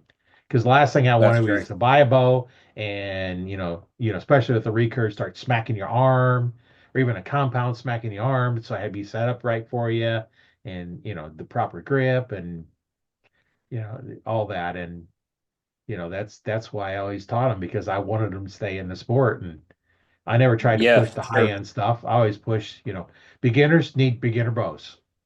Yeah, and starting out, marketing employees are great. I mean, the big bow companies do a great job of showing their latest and greatest. But I always tell people to start out with the best equipment you can afford. But I would rather them spend $300 on a bow and then $150 on some archery lessons than to spend $800 on a setup and get no instruction. I mean, Right. you can just there's a learning curve with any new thing you try. But with archery, you can get some pretty dang good equipment for half of what maybe the high end stuff is, and you could take that money, and if you were going to spend, say, another 150, $200, you can get archery coaching. Right. There's a gentleman named Tom Klum in Colorado, and he has an archery shop there, and Rocky Mountain Specialty Gear, and he's one of the best teachers of traditional archery because he's been through the Olympic coaching cycle. He's a level 4 coach, level 5 coach. I can't remember which, but uh, you know that's a good thing to do. Is, I mean, if you got somebody in a shop like yours that can teach them, sell a bow and say, okay, we're gonna work on the dynamics, or we're gonna work on the form of how to shoot the bow. That's important because Right. it. I mean, YouTube's a great thing. There's so many things you can learn from YouTube that we didn't have back in our day. We had to do it the old-fashioned way. You had to figure it out, and you had to find some old guy who knew something about archery that might tell you, give you some tips. But there's a lot of good information out there, and buying, the latest and greatest doesn't necessarily mean it's going to make you successful. What makes you successful is learning how to shoot the bow and getting those reps in and building that confidence up. Right. And when I first started, uh, if you wanted it recorded, you did it on a VCR. Phones didn't record video. Yeah, Yeah, phones were making phone calls. That was it. You didn't right, have text. You had phone calls, and then you had VCR, and right. we're watching on VCR and trying to see if there. But most of my coaching was, I'm going to watch you shoot. I'm going to try and pick up what you're doing and make Yeah, corrections. Shoot again, and then pick up something else. And now with the phones, I've done some coaching online. And I've got some students that I've done that with, and uh, you know that's the thing, about the Arch Talk 101 Facebook group. Take a video of you shooting, upload it. We're yeah, going to help you out for free. Now, if you want constant thing, then, I'm going to charge you for, you know, lessons. But Right. if you want me to review one and give you some pointers on a video, upload it. Yeah. I've done that. Um, I had two guys. The first guy I taught online was in Italy, and the second guy I taught was in Canada. Wow. Yeah. That's And cool. and the the guy in Canada, he had like his grouping was maybe 4 or 5 inch groups. I spent 45 minutes on a Zoom call with him, kind of like we're doing here. Yeah. And a couple weeks later, he sent me a picture, 3 arrows touching. There you go. That's You great. know, so and that's just a one-time deal. And I know when I had my store, I was charging $100 an hour for shooting instruction. Now, Yeah. and we never spend an hour with you because we go and teach you, go practice, and come back. And Right. but for 150, 200, dollars, you can get some pretty good instruction just one-time stuff. Yeah, right. And that's sometimes that's what it takes, right? You can build so many bad habits. I was a right-handed archer up until 2.5 years ago, and I had an injury to my shoulder. I'm a martial artist, so I hurt my shoulder training, and so I switched to left-handed, and whenever I switched to left-handed, I knew I had built up some bad habits right-handed. Even though I'd won a bunch of tournaments and I'd killed a bunch of critters, I knew I had bad habits right-handed. So when I switched to left-handed, it was almost like I got a second lease on life, and Right, I built a shot sequence and process and form as good as I could build it. And it took me getting some instruction myself, even though I'd been bow hunting for 34 years. It never hurts to have someone else look at your form and then accept honest feedback, right, of or a lot of times I'll have a problem. Let's say I shoot left-handed. So let's say I'm shooting right and I can't figure out why my arrows are grouping right. Well, I'll video myself and send it to my one of my good friends who are instructors, and I'll say, okay, here's my setup, here's my release, here's what my finish looks like. And they can pick up on it a lot quicker than oh me. yeah, They can watch me shoot 2 or 3 times and go, this is what you're doing. And it's different the way you normally shoot. So instruction is, getting back to that theme. I mean, having good equipment's great, but man, you could spend 150, $200 on some archery instruction and you will jump light years ahead of where you're at right, because it's so difficult to self critique. When I was learning how to shoot left-handed, I videoed myself hundreds of shots, and then I would see something in my form. Maybe I didn't have the anchor where I wanted it. My elbow was too high, or you go through. But I just constantly critiqued myself to where I felt like my form was pretty good, and then made sure that other people saw me shoot and gave me pointers. So yeah, instructions, if we're taking this thing serious to where we're going to go out and hunt, especially, and we're going to, be, putting an arrow in an animal to provide food for the family, being as proficient with a weapon as you can be should be at the top of the list of everything. yeah. I know I had a lady join the Arch Talk 101 Facebook group, and she posted thing, what am I doing wrong? Because her group was all over the place. Mm-hmm. And I said, take a video and upload it. Well, when I was watching her shoot, one time she would move her hand away, sometimes go Mm-hmm. up, sometimes go back. Mm-hmm. Eh, The only ones that grouped together when she did exact the same release or close to the same release. So I says, Mm-hmm. here's what you're doing here, and this shot, this shot, this shot. You're all consistent. You do something the same, and that she never took another video and uploaded how she's doing. But hey, that's the something we can look at. And fortunately now I have a video editor that I can download the video and upload it to the editor, and I can go frame, just by an arrow key, I can go frame at a time through the video, and I can see exactly what's going on. Yeah. That's nice. What I didn't have that when I had VCRs or live Right. because I have to catch it. Right. And I've had, I've told us before this. I had this guy come in, and he had a PhD. He wasn't a medical doctor, but he had a PhD, and he didn't want to buy a low end bow. He wanted a high end bow. So I did it, and I taught him how to shoot. You know, because you want to do that, I won't refuse to sell it to you. I just Sure, don't absolutely. start off beginners with those, Right. because I think it's too much money to start off with. And about 2 weeks later, he comes in, it's like, oh man, I just destroyed $20, or $10 or what it was.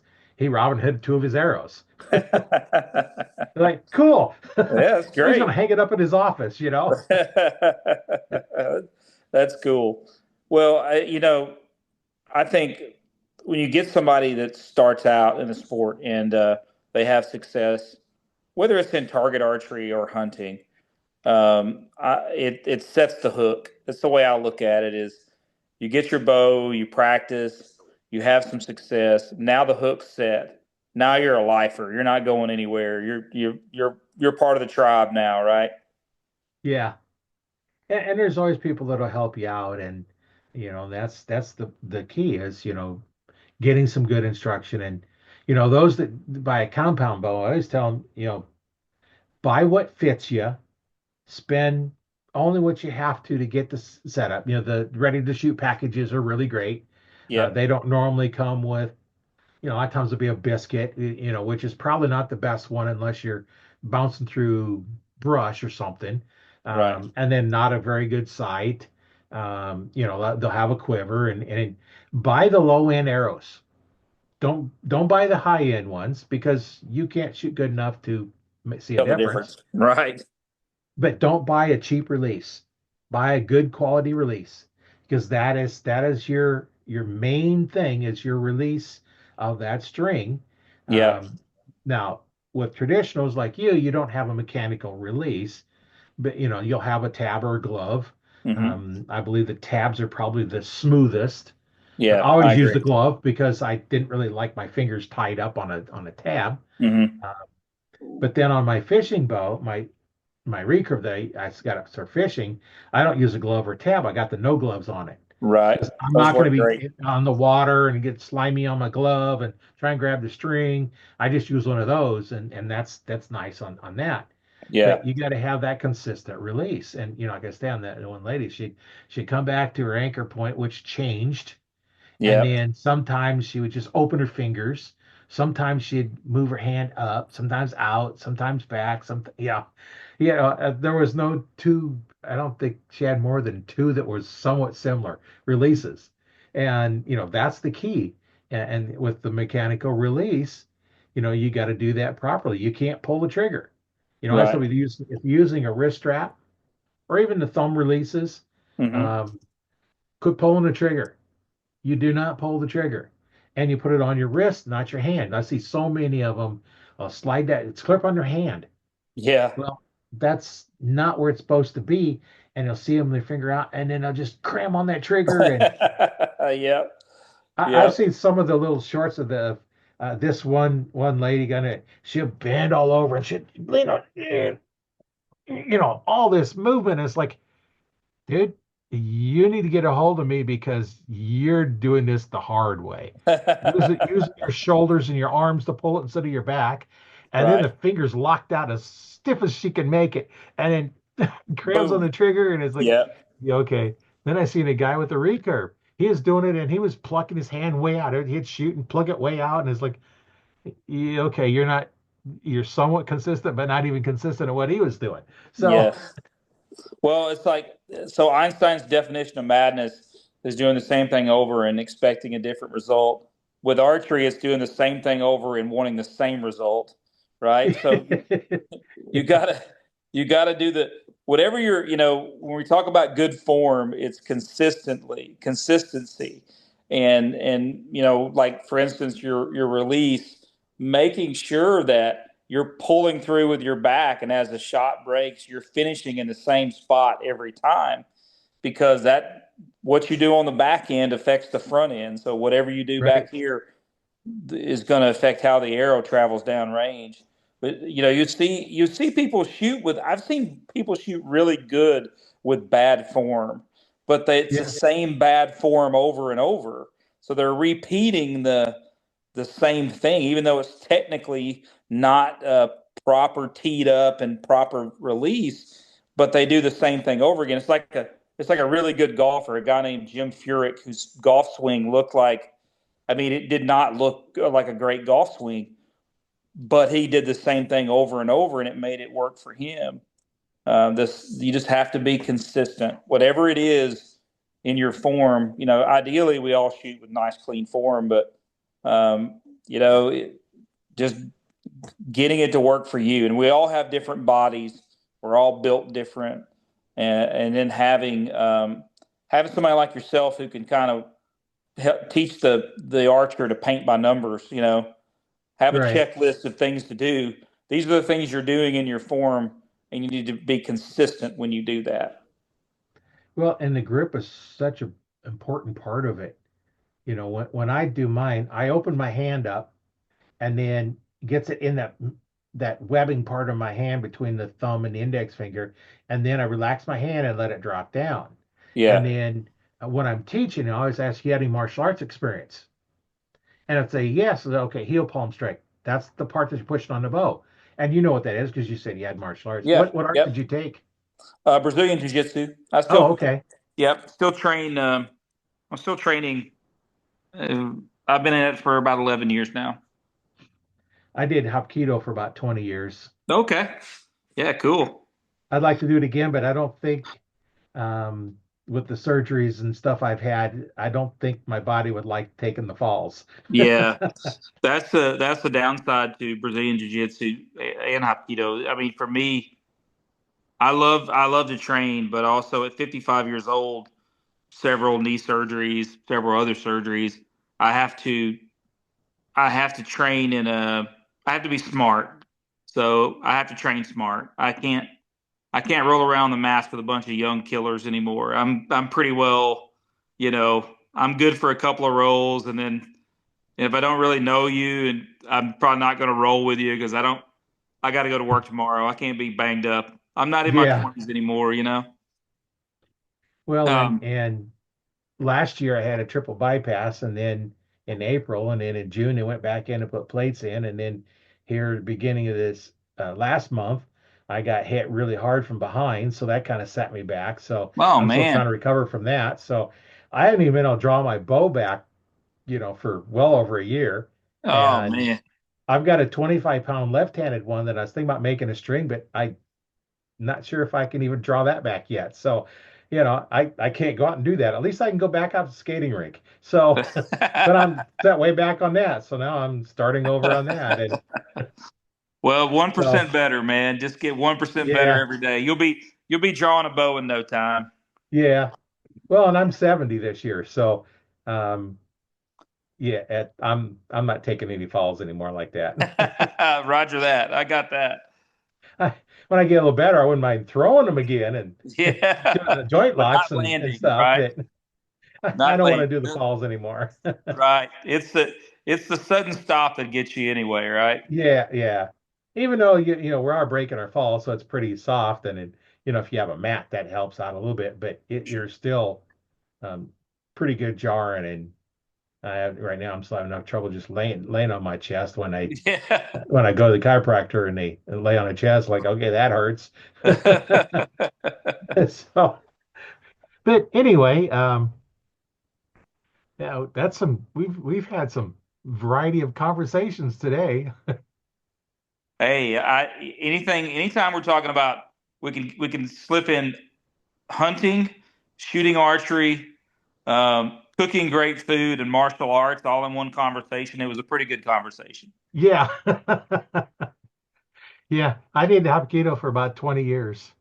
That's great. And yeah, it's pretty good. I started out pretty young, and I quit testing when I bought my store in 2001 because I was so busy at the store, and I'd made it to third Dan then, and I wanted to test for fourth, but I couldn't afford it, and I didn't have the time. It wasn't working out. I was like, okay, I'm not going. Yeah, And now I'm not going to go back and try and go beyond third, but hey, that's there's still still that's still a stuff heck. that That's a heck of an accomplishment, though, man. That's yeah. great. Yeah, well, it takes about 20 years just to get there. So, Yeah, yeah, that's and amazing. I don't know how quick they advance you once you get the black belt in jujitsu, but Hapkido, it's way slower than Taekwondo. Oh Judo is yeah. slow as well. Yeah, so I did judo as well. It takes 10 years of consistent training to get a black belt in Brazilian Jiu-Jitsu. And, you know, unfortunately, I've had some injuries here and there. I'm a purple belt, so I'm due for brown belt probably. If I keep training within a couple years, it's a long process. It's a very long process, but you know this from martial arts. It's kind of like archery. It is archery is a martial art, right? But Right, you do that not for belt. For me personally, I'm not looking to see how many belts I can get. It's good for your mind, good for your body, great for self defense.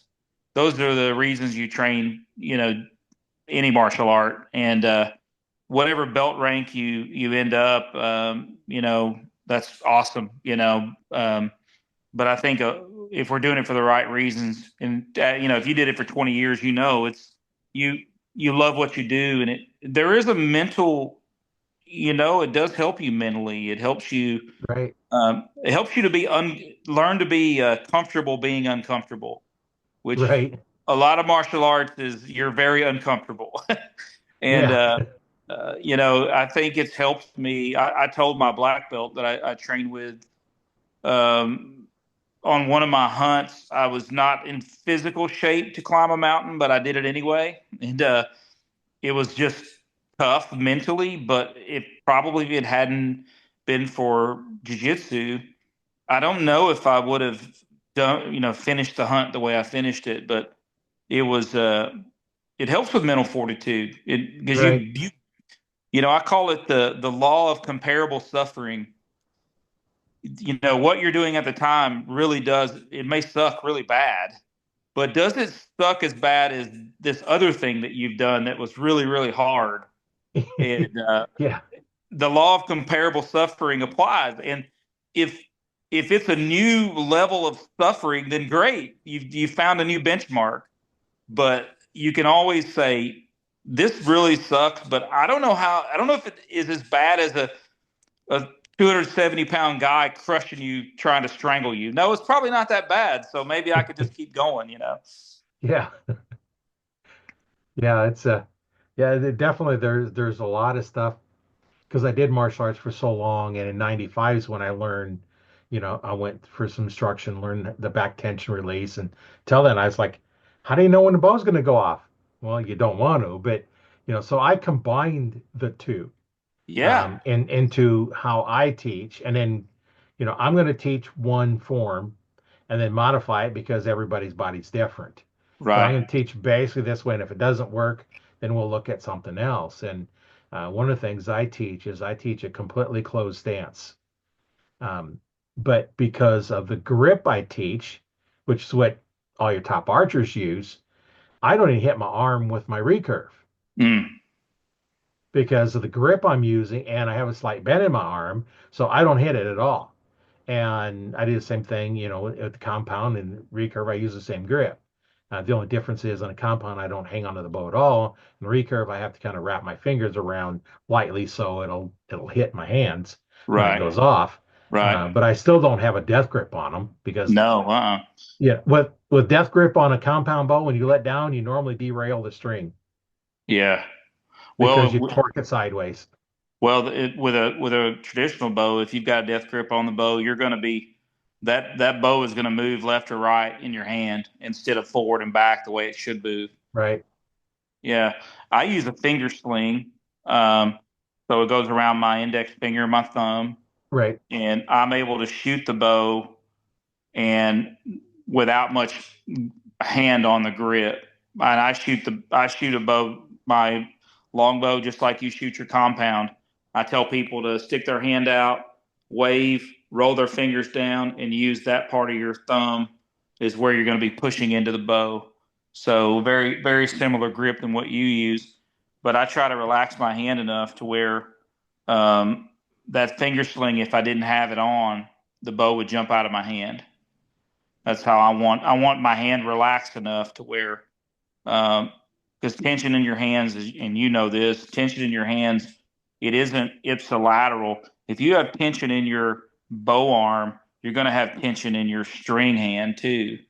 And you want Yeah. tension in your back, not in your hands or your forearms. And trying to get people to relax their hands, but still, like with a traditional bow, still keep their hook around the string. But you can have a hook around the string and a relaxed hand. Right. It seems like you can't, but you can. Um, and having that finger sling for me is really nice because I can shoot with a really relaxed hand.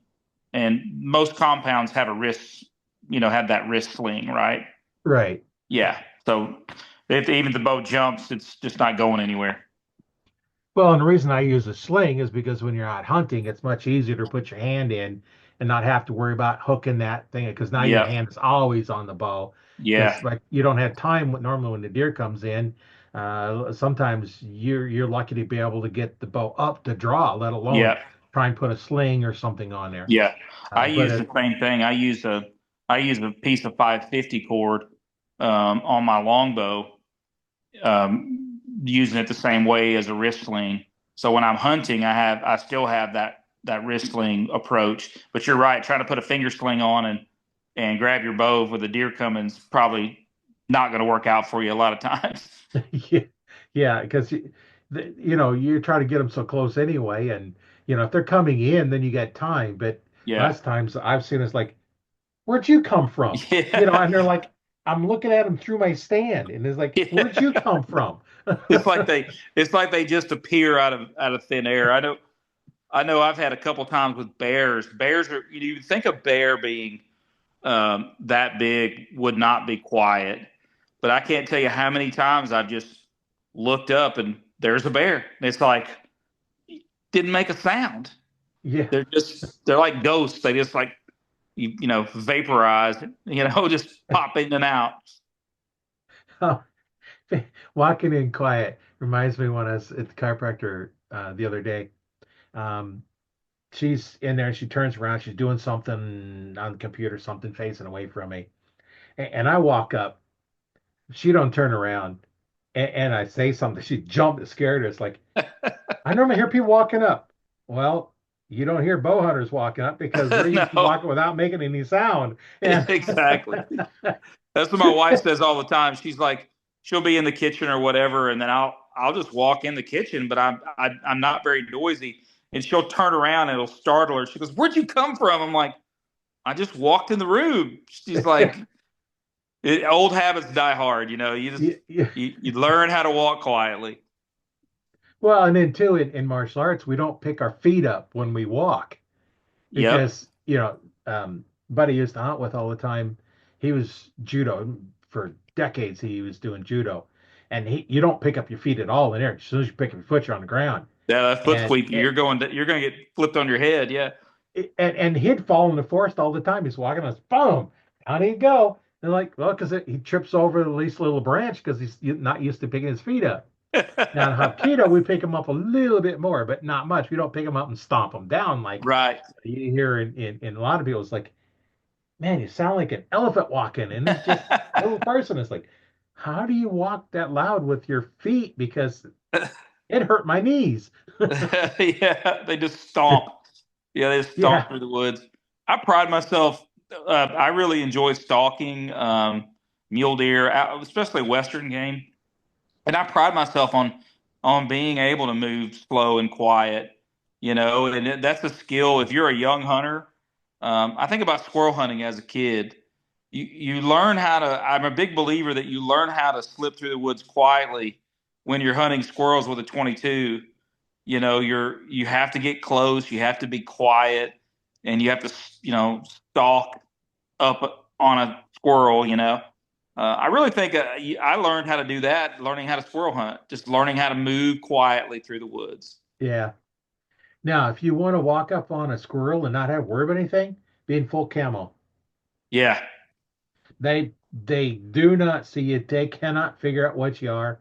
Um, I had one running on a branch underneath me, and I pulled out my wallet. Oh, squirrel season's open. So I put it back in my pocket. I drew on the squirrel. He was looking at me the whole time. And it didn't even move until the arrow went through him. Yeah, squirrel hunting with a bow that's a lot of fun. I mean, I have squirrel arrows that I make up, and I usually will wait until later in the year to do it. But I like to do it when all the leaves are off the trees, of course. But man, that is a lot of fun trying to slip up on squirrels. When they're out on the ground or they're looking for nuts in the winter, or even when they're in the trees. But I'll make flu arrows, um, not the full six fletched flu, but I'll make a four fletched flu, something that still has some. You can shoot pretty. It's still pretty fast, but you're not going to stick it into the tree every time you shoot it. But that's a lot of fun. Hunting anything with a bow is a lot of fun. What are we talking about? Yeah, yeah. No matter what you're hunting. That's right. I had a neighbor say one time he went out pheasant hunting with his bow. Yeah, I've seen people Uh, do that. I've tried it. I have to be honest. We have we don't have pheasant in this part of Illinois, but we have these put and take kind of farms where they have pheasants and you can hunt them. And oh yeah, I did take my bow out there and try to. I did shoot. Let's see. I shot a chucker. I didn't shoot a pheasant, but yeah, those are. I did shoot. Man, grouse hunting. Have you ever hunted grouse before? yeah. With shotgun when I was actually up in Canada. Okay. I went on a hunt in again in British Columbia, and they had grouse are everywhere, and I made special arrows just for grouse, and I had as much fun stalking and shooting grouse as I did hunting moose. I think it was a blast. It was an absolute blast. Yeah, I was always going in a drive down to where we would stay, and we were on Ear Falls, Ontario, is where we was at. And down the drive, there's two grouse alongside the road, and they don't care about you. I don't think you No. ever get hunted much. And I get out and got shotgun loaded shotgun up, and Moy says, "Well, shoot both of them." So I move around, line up, and I shoot both of them with one shot because they weren't moving or nothing. So I was like, okay, well, here's dinner tonight, that's for sure. Hey, that is in grouse is it's really good to eat. Oh yeah, it is. We were I went to the grocery store and got shake and bake um, stuff to make chicken with, and we were in a bush camp, so it wasn't like we had a lot of things to cook with. And I made shake and bake grouse one night, and it was phenomenal. It was phenomenal.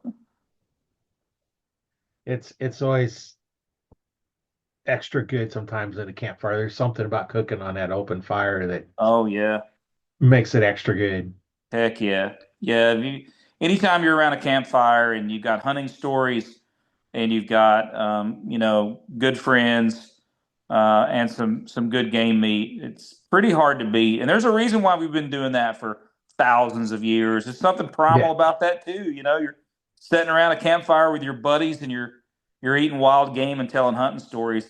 That's something they were doing 10,000 years ago on this planet. Look at all the cave art. They yeah, were basically telling stories. yeah. They're drawing what they're seeing, and Yeah, sometimes there's some weird looking shapes they're drawing, but uh, yeah. Well, they weren't all Picassos. no, no, kind of stick figures, and yeah, it's yeah, yeah, like you said, we're talking about all kinds of things now. So, um, like I said before we got started, hey, where we go, we go. That's great. That's great, Yeah. Roy. I don't have an agenda for the podcast. Those that would like to be a guest on here, hey, just get a hold of me. I'd be glad to have you. Whether you're just thinking about archery or starting out, or you're a pro or a seasoned archer, we all have stories, and that's why I call it Arch Talk 101, because hey, you were here to help archers out, and I always say the only dumb question is the one you haven't asked yet, because once you ask it, it's not dumb because that was your question. Yeah. Now, if you ask it 20 times, now then we may not answer you anymore, but Right. ask those questions, and join the group. And there's always people out there that are willing to help, and always all kinds of good stories. And Sometimes we get into hunting stories. Sometimes, like this one, we didn't really tell much about hunting stories, a little bit, but hey, something we need to learn how to do is cook the meat that we have. And you got some good information. Like I said, I'll leave some links for that book in here, the whole website, and get some, because that's the key that I didn't know when I says, how do I fix it? Right. I didn't know how to fix the meat, so we never had much of it because just didn't know the best way to fix it. And if I did something like that, man, that would have been complete game changer in how to fix all these Absolutely. different things. And I'm gonna have to get some of that because I've got some deer. Um, Even though I can't go out and hunt, I got one with my car this last year. Oh no. Yeah, I'm going down the highway at 60 miles an hour, and there's cars coming the other way. So, of course, I can't see very well. And the deer appeared in full run, stretched out in front of my car. Oh, I was doing 60 miles an hour. It missed the bumper completely because it never sent the airbag off. And wow. and it hit, normally when you hit one at that fast, it's going to be alongside the road or just off the road.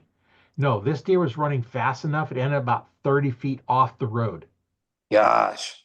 And when I was able to watch the dash cam, it was standing alongside of there. I could see it just before it started running, just for a couple seconds. I have to go, frame advance to see how much, but it just, all of a sudden, it took off. And you know how they can go from 0 to full speed Oh in yeah. about 2 steps. Well, that's what it did. And when the first time I seen it, it was already past half of my car. Mm, dang. And yeah, and it sliced up the neck and broke the front shoulder and leg, and of course I pulled over, and I'm sitting there, of course I called the cops. And here in Nebraska, if you hit a deer, they issue a roadkill permit. So Mm. that was my deer, but it cost me a car. I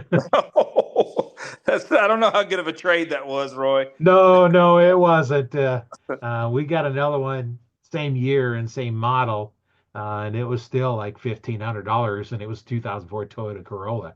Oh So wow. yeah, and it didn't have that many miles on it, but it was still, had a couple 100,000 miles on it, but it still run good. But now it's kind of crunched in, and able to use that parts to fix the new one we got. There you go. But so. Yeah, I've had some of that, and we that same day after we picked it, I called my son. He come down, we loaded it up, and of course hauled the car back, and we had everything all cut up and ready to go and vacuum sealed, except most of it. And then I had a couple pieces to finish the next day, and within 24 hours, he was all cut up and in the freezer. There you go.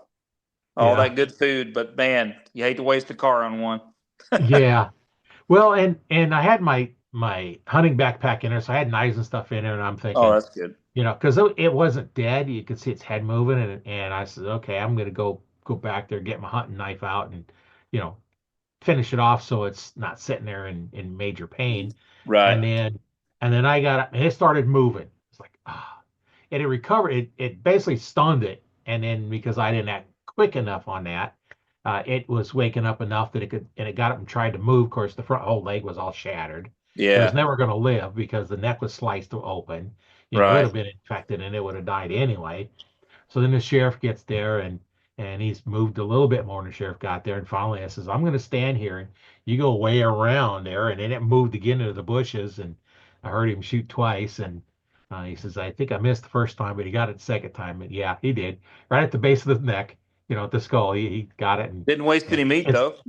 no, no. That just killed it, just instantly killed it. And then we hauled it off. And I had another time going down the highway where we hunt, and this deer had been hit by a car and was off the side. It was still alive. It was trying to crawl and stuff. So of course we called the sheriff to come out and take care of it. And then of course what's he do? The first thing he does, he starts walking behind it. Now it's crawling across the road. Uh, And finally, then he gets over there on the other side and he shoots. So I said, okay, it's dead. I go in there and go to start doing something with it, and it starts moving. And so then, of course, I had to slit its throat, and then it finally died. And I come to figure out later, because it was a little buck, one of his antlers was gone. Oh The cop no. shot the antler and stunned it. You might need to go to marksmanship. Back to marksmanship. Yeah, he's going to shoot it in the head, but he missed and hit the antler. It's like, I know, where is the other antler? It's broke off. It's like, That's hilarious. and I didn't have my gun with me or nothing, so I couldn't shoot it. And when I hit the deer, I can't. I didn't have my gun with me because after my heart surgery, I couldn't have pulled the trigger on it anyway because it hurt too much. They Yeah, just put me sure. back in the hospital to pull the trigger, so I Right, wasn't going to shoot it. right. And besides, on the side of the road, it's out in country, so you know there was no houses anywhere that near enough to worry about it. But I wasn't going to discharge a firearm outside of there when I got a cop coming with a gun that can shoot it. Yeah, for sure. Yeah, Yeah, that's all. but They might frown upon that a little bit too. he said I could have shot it if I'd had my gun with me. I could have shot it. Yeah, Because obviously it hit the car. The car is disabled. It won't run anymore. right. So it's obvious that I hit it with the car. So, uh, you know, I didn't, but, I was almost told my wife, well, you might want to bring a gun. But then the cop was coming and he has guns. So I didn't worry about it then. Let Now, him take care not of it. every place you can do that. If you hit one, sometimes some states, I think in Texas, it's not your deer. Here in Nebraska, if you hit one, um, then they give you roadkill permit, and it doesn't come across your regular hunting permits. It's Yeah, separate. that's the way it is. That's the way it is in Illinois as well. Well, it should be. Otherwise, the meat gets wasted. Right. Yeah, there's no sense And in it. I've done that before too. I hit a young deer. We had a really bad EHD. I don't know if you're familiar with that illness, but the deer it got hit. They hit us. It hit us pretty hard here a few years back. Yeah, it's probably been 10 years back, but I had not taken a deer purposely that year because our deer herd had taken a big hit. But of course, I hit one with my car, my new truck, and same thing. It expired before the cop got there, and he issued me a roadkill permit. We had to get it. We have to get the permit, I think, um, from the game warden, but it was obvious there was a police report and all that stuff. So, but same yeah, thing. I think I had that thing butchered. The kids were little. I think I had that thing butchered and in the cooler in less than 24 hours. yeah. Well, here in Nebraska, the cop actually issues the roadkill permit. You don't have to do anything in game and parks. Oh, that's good. But he did fill out a police report. The accident. And Yeah, originally when I called in, they said, "Well, you can just file online." It's like, no, I need the officer to come out and take a report and to issue me a roadkill permit. yeah, and dispatch the animal too. Right, right. Because I didn't know because I hadn't gone and looked for him because I hit him and I pulled off the road. So and they asked me, is there deer on the road? I says no, and I was off the road too, so I wasn't impeding traffic or anything.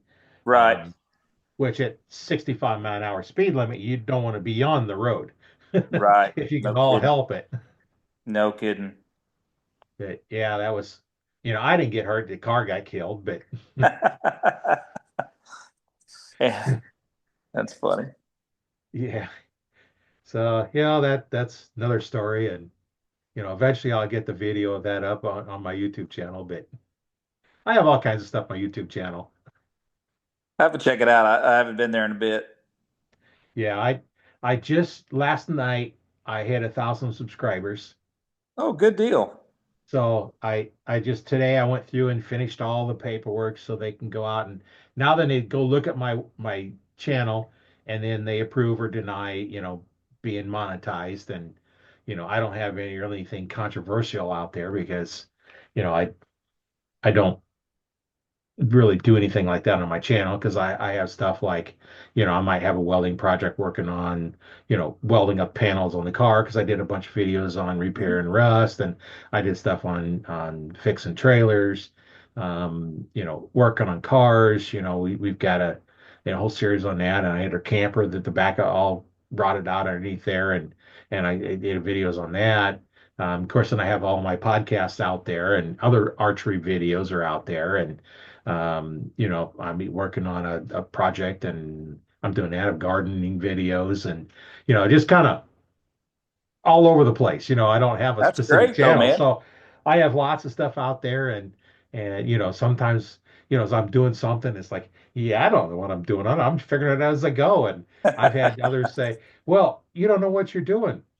Yeah, so. I'm And trying to then figure it out.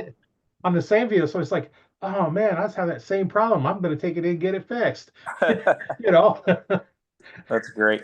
It's it's like, called learn while you burn. Sometimes you're right. figuring it out as And you go. I I'm was a, I was doing drywall earlier, and I was definitely learning as I went. yeah, yeah. One kid, don't put too much mud on. Yeah, that's a good The tip. thinner, the better. That's a good tip. That's exactly Less right. the sand off. That's And right. I being an electrical engineer, working on cars is not my job. But Right. I've been working on cars since about the time I could drive. So I've been working on cars for almost 60 years. Um, my dad was real good at go change the oil. Go. He He could. actually had a correspondence course he had on auto mechanics, and he never took it. It was like me and my brother did it. That's But he pretty had the neat. stuff, so we learned it, and we've been working on our cars, all along, and he to fix something, and I always did a lot of stuff. It's like, well, here's a project I need done. I can hire somebody to do it, or I can buy the equipment for less money and figure out how to do it. Now I have the equipment next time I need to do it. Yeah, there you go. So I would use that. It's like I'd buy the equipment I needed for it and then work on it. Now then I have it next time I need a project like that, I have it again. So, you have a lot of that stuff. And then, you know, now I'm 70 and I pretty much don't need to really, if I don't have a tool, I'm not going to need it more than once. So I'll just find something else that works. That's funny. Like taking the hose clamps off, was working on one while I was trying to use regular pliers to open it up, and it's like, well, the slip joint ones would have worked probably a little better, but there's a tool designed just for those to do that, and Right. it works really good. But I'm not gonna go out and buy it for using it once or twice. That's right. Yeah, I've got a whole lot of tools that I only use once or twice, and now they're just collecting dust. So, Well, and I've got, having the archery shop, I've got a bow press, but it won't work on the new ones. mm, And in some of the newer ones, I got a portable bow press that just use a cable that pull in. Well, right, on those that are parallel, a little bit beyond parallel, I can't use it on those anyway. So I can do the parallel ones or the split limbs because I have a little adapter to do on the split limbs. right. But I'm not going to go out and buy one of the easy presses that you can press all the new bows and stuff on because I'm working on my bows. I'm not really doing anybody else's anymore. And my newest ones, I think, are like well, I've got the 2015 Bear, but other than the ones I work on normally are, 2001 and 2003, and that year ones, which that old Apple press works just fine on. And There you I got go. string making jig and all this string to make. I could probably make a string every week and never run out of string material for the rest of my life.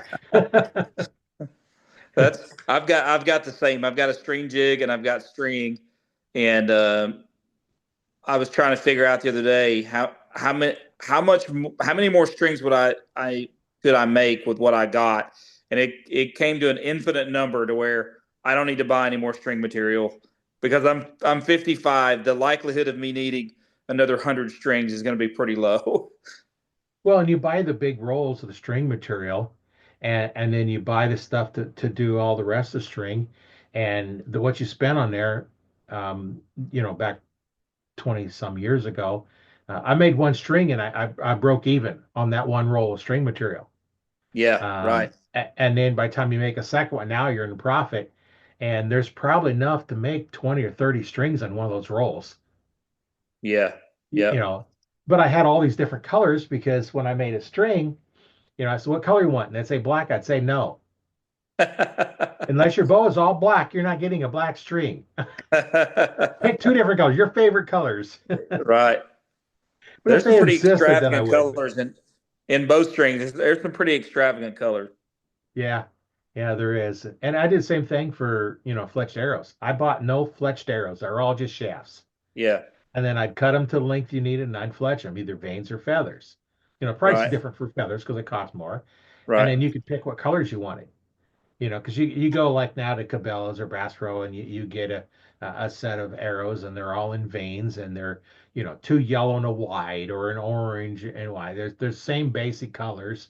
Right. And if you're lucky to find in that day anything but one or possibly two different color schemes.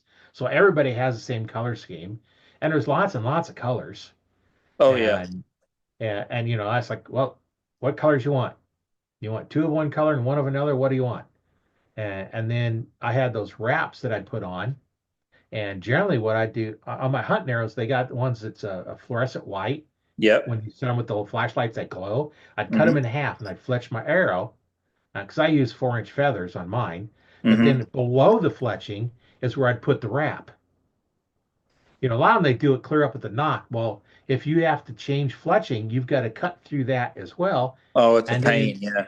and then if you don't glue them in the same spot, now you got a spot missing and or you cut the whole wrap off. So I just come in half, just wrap below them so I could take the fletching on and off whenever I needed. You still And got the those were fluorescent. Yeah. And those work really nice. There is one time I shot a deer, it ran off. I'm trying to find my arrow, can't find it. It's starting to get dark. Use my flashlight. Boom, there it is, underneath the tree. That forest part just glowed. Oh, And that's awesome. use like the Luminox or lighted Knox, because there's more than just the Luminox. There's a couple other brands, but Yeah.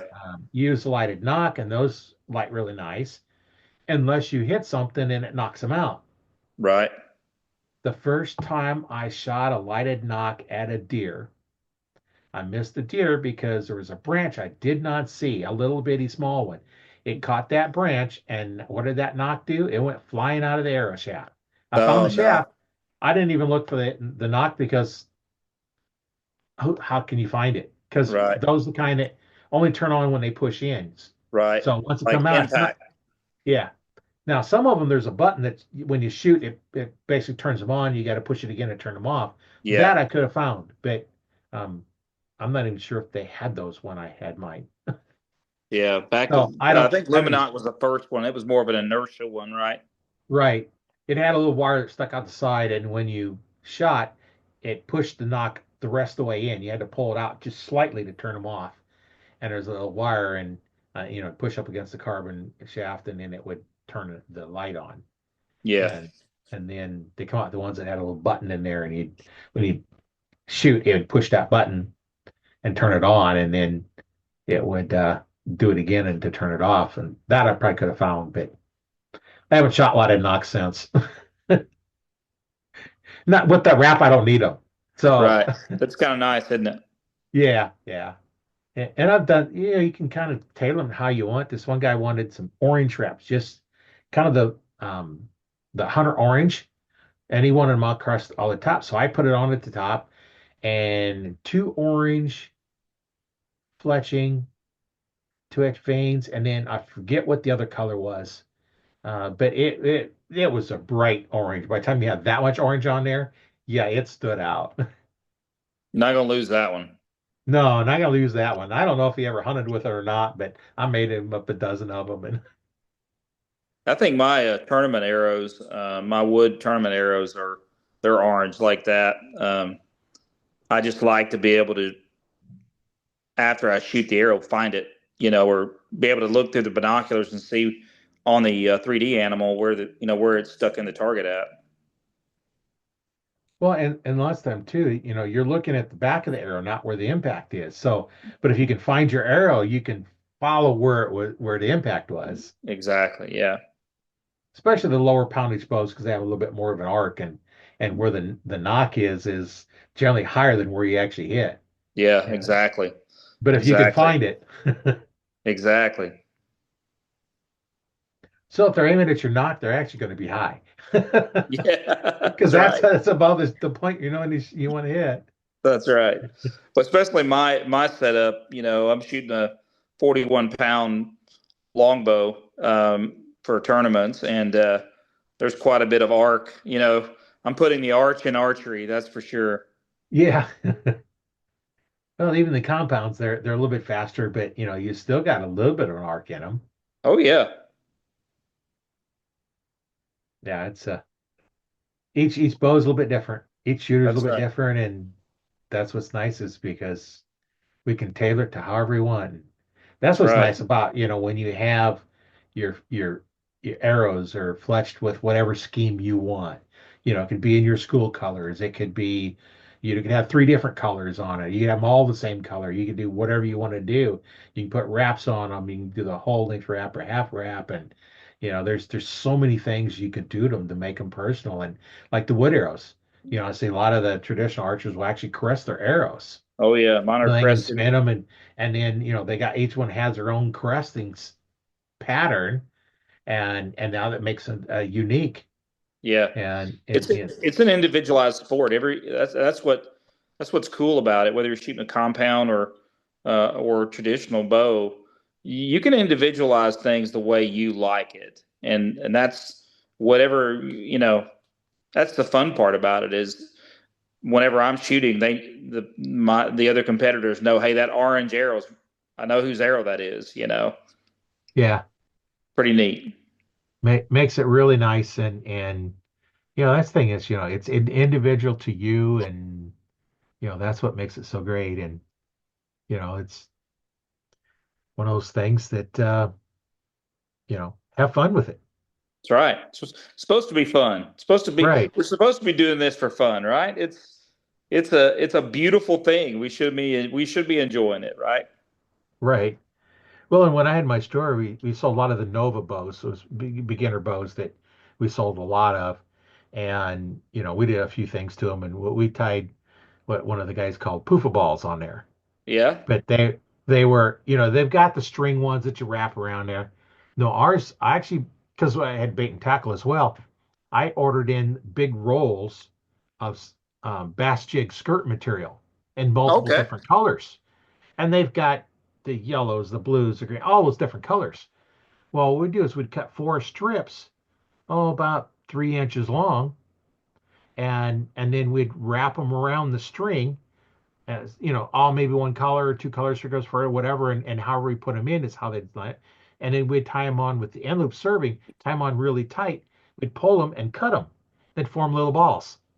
Oh, that's cool. And we'd use that for string ties. We'd put all those on all the bows. If they wanted them, we'd tie them on, and just part of selling the bow. And that's that's another thing we could do that makes it individual for the person too. Yeah. Yeah. Well, and everybody has how they want the bow after they've done it long enough. They figure out how they want the bow set up, what the feeling of the bow is. There's so many things you can individualize to your own body type and what you feel comfortable with, and the looks of it too. I mean, you want to be able to look at a bow and say that's mine. Pick your bow out of a lineup. And most people, if they know you, they know which bow's yours too, because you're gonna have it decorated or Right. set up the way what you like. Well, and I did on my bow case because those plain old bow cases, they're still making the exact same bow case, Oh and yeah, everybody had the same one. Well, I've got different stickers on mine. I have um, paintball stickers on there because I sold paintball stuff as well, and I've right. got all kinds of other stickers on there that nobody else would really have. The guy I hung around with a lot. He actually took the part where the deer pattern is, and he primed it and then painted that deer scene on there. So his was painted, That's cool. and um, so there's always something you can do to your case to make it different. Especially when they're still selling the exact same case. They are. I know what you're talking about. Yeah, it's quite a bit more then, but it's kind of weird. I could buy those cases and get them in, but my wholesale cost was $5 less than Walmart sold them for. Oh no, So I wouldn't stock them. no. You just say go Like to you want to go to Walmart. Walmart buy them because I can't afford the space to something that I can't make any money on. Right, Because if I charged the same price as Walmart did on it, then I really wouldn't make any money because I got shipping as well as the right. cost. And, other things that come and say, oh, you're cheaper than Walmart. I'm like, well, I should really raise my prices, right? Some things I was cheaper, some things I couldn't compete with them. But I made like my bows were always, um, you could not price compare against my bows because you could go buy the bow cheaper from, Walmart or someplace else, but I'm going to charge you $40 to set it up. I'm going to charge you for shooting instruction, which included with it. Right, Um, and then I'm going to have to sell you arrows and tips. right. Well, all that's included with my bows. So I had one guy, it's like, call me up and see it, do it. So you can build it on, but if it's not right, you're gonna have to pay me $40 for that. Plus you're gonna need to get arrows. Plus I'm giving you a shooting instruction with it. So he said, I'm taking it back. He bought it for me. Yeah, because when it comes down to it, I provided something he couldn't get from the generic stores. And that's what's missing in a lot of our in the big box stores. A lot of times you're missing that individualized treatment, that kind of small town approach to any, whether it be bows or whatever hardware store. I Yeah, can remember as a kid going to the hardware store, and it was like the central point where all the hunters would come in, and it was just like this really neat old hardware store where he sold everything, but it was also a wealth of knowledge, and you don't get that at big box stores, right? You get your gear, but you don't get anything to go with it. Sounds like you sold a lot of stuff that went with it. yeah. Well, and I worked at Bass after I closed my store. I worked at Bass Pro for a while. And fortunately, when I was there was three other techs in the archery department that actually knew what they was doing. We had a lot of experience. So if you'd go into that Bass Pro, you Right, had people that had knowledge. right, I left, and one of the other guys come over. I was at when I went to Cabela's before Cabela's got bought out by Bass Pro, right. and the guy that was the archery lead didn't really know anything about archery. I got to teach him when I got there. I'm teaching him about archery. Um, and then I left, and then John left, and then I was in there not too long ago, and the guy's like, well, he had actually applied for someplace else, and I said, we got an open in archery. He's like, well, I shot a little bit when I was a kid, so now he's working in archery. Um, I went in there one time, and this guy was looking at crossbows, and of course, I can't let him struggle. So Right. I'm telling about him and everything else. And it's like, he wanted to get one. So I told him, I sold a crossbow over there. You need to go down and finish the deal. That's pretty cool. I'm sure they appreciated that too. Yeah. Well, and the last time I was in, there's another guy who's working behind there, and he's a traditional archer. And I'm teaching him stuff too. Um, First I go in, it's like, can I help you? If I want to look at a release, like you can open the case up so I can grab that release and try it. Yeah, there Or you not, go. you can't. They don't know anything enough to help me out. It's like if you have the stuff I need, I know what I need.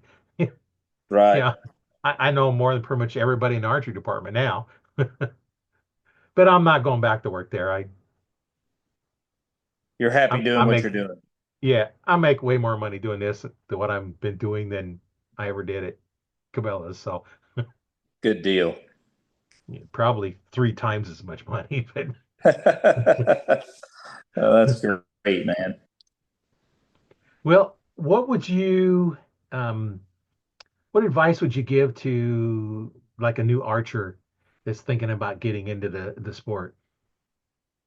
Um, I would say for a new archer is approach it from a standpoint of it's keep it fun. Make it something that you set goals for, short-term goals. And I always tell people if you're going to start this and you really are interested in it, think about where you are in 5 years and what it's going to take to be really good at this is about 5 years of dedication. Now, it doesn't mean you can't hunt even your first year, but approach it from a standpoint of I'm going to keep it fun. I'm going to set some long-term goals, and I'm going to I'm going to realize that this is something I can do for my entire life. That's some good advice. Just what do you want out of it, where you want to go, Yep. and there's That always somebody out there that will help you. Absolutely. That's the beauty of this thing is I think there are so many people that are willing to just offer some help because we've all struggled. At one point in archery, you've struggled, or with anything you've struggled, and I find that in the outdoor world, especially in archery, they're some of the most giving people. They're willing to lend a helping hand, and they're willing to truly. They want you to become a better archer, and they're there to help you. Yeah, I was talking to one guy. He was at it in an event shooting against this guy. He was struggling. The guy he was shooting against was helping him. There you go. Yeah, and You know, that's something, an encouragement. We, when you're learning how to do something, is you're not going to know it all in 5 minutes. It's going to take a no, while to learn it and accept the defeats and use it as motivation. If you're struggling, use it as motivation because we don't learn to be good at anything without failure, without some type of, right? we have to, if we're just good at it automatically, with no struggle, then it probably wouldn't be worth it. Archery is one of those things that you can tap into a superpower in the fact that you can learn that when you fail, you can learn to get up off the deck and keep moving forward, and you can apply it to other things as well. Yeah, some good advice, and kind of the end of the show here, and I just wanted to get some last minute advice of those, and definitely appreciate all of you that are watching to this point or listening. We really appreciate it, and I know if you have any questions, get a hold of me. There's several ways to get a hold of me. Just search for my name and you can find it, and I'm sure Mike, if somebody gets reached out to you, you'd be glad to help them as well. Absolutely. Yeah. um, just get a hold of one of us if you have questions. If you have some specific questions and need some help with, join the Arch Talk 101 Facebook group. That is, we're going to put a plug in for that because that is a place for archers to help other archers out. Uh, if you have questions or anything else, we don't allow you to sell anything in there, so you don't have to worry about getting in there and everybody trying to sell you these T-shirts or all this other stuff. Like this, that group and the other one I run. If you try and sell stuff, it gets deleted and banned. So I, it's not a selling site. It's for helping you out learning. Hence why I call it Arch Talk 101 because what's the first class you take in archery? It's generally called 101. So that's why I called it that. And, just help archers out and make sure you get in there and look at it, check it out, and ask some questions, introduce yourself, and tell us a little something about you and what you want to learn from the group. Definitely will help you out, and glad that you're on here. And it's been great talking with you, Mike. And I know our listeners have enjoyed it. I've enjoyed it. Thank you. It kind of the time guys goes by pretty quick when you start talking about archery and hunting and martial arts and cooking and everything else That's we've right. talked about today. So That's a right. lot of good information, and we'll definitely catch you on the next one. My name is Roy Canterbury, and I've been your host on Archer Talk 101, and been great having Mike on the phone with us, and actually on the Zoom calls. Not well, he's on his phone. I'm on laptop, but it's been Thank great, you, Roy. and definitely stay tuned for the next one. Um, I don't remember who's coming up next, but this is number 218. So we got another one coming up, and check out some of the old ones. Like I said, we got one on the whole thing on tree stand safety, and you definitely want to check that out because you know there's been a lot of hunters, and one of the things that brought up in that thing is most accidents on an archery is out of um, homemade tree stands. So check it out, and we'll catch you on the next one. And thanks for watching and listening, and we'll see you later.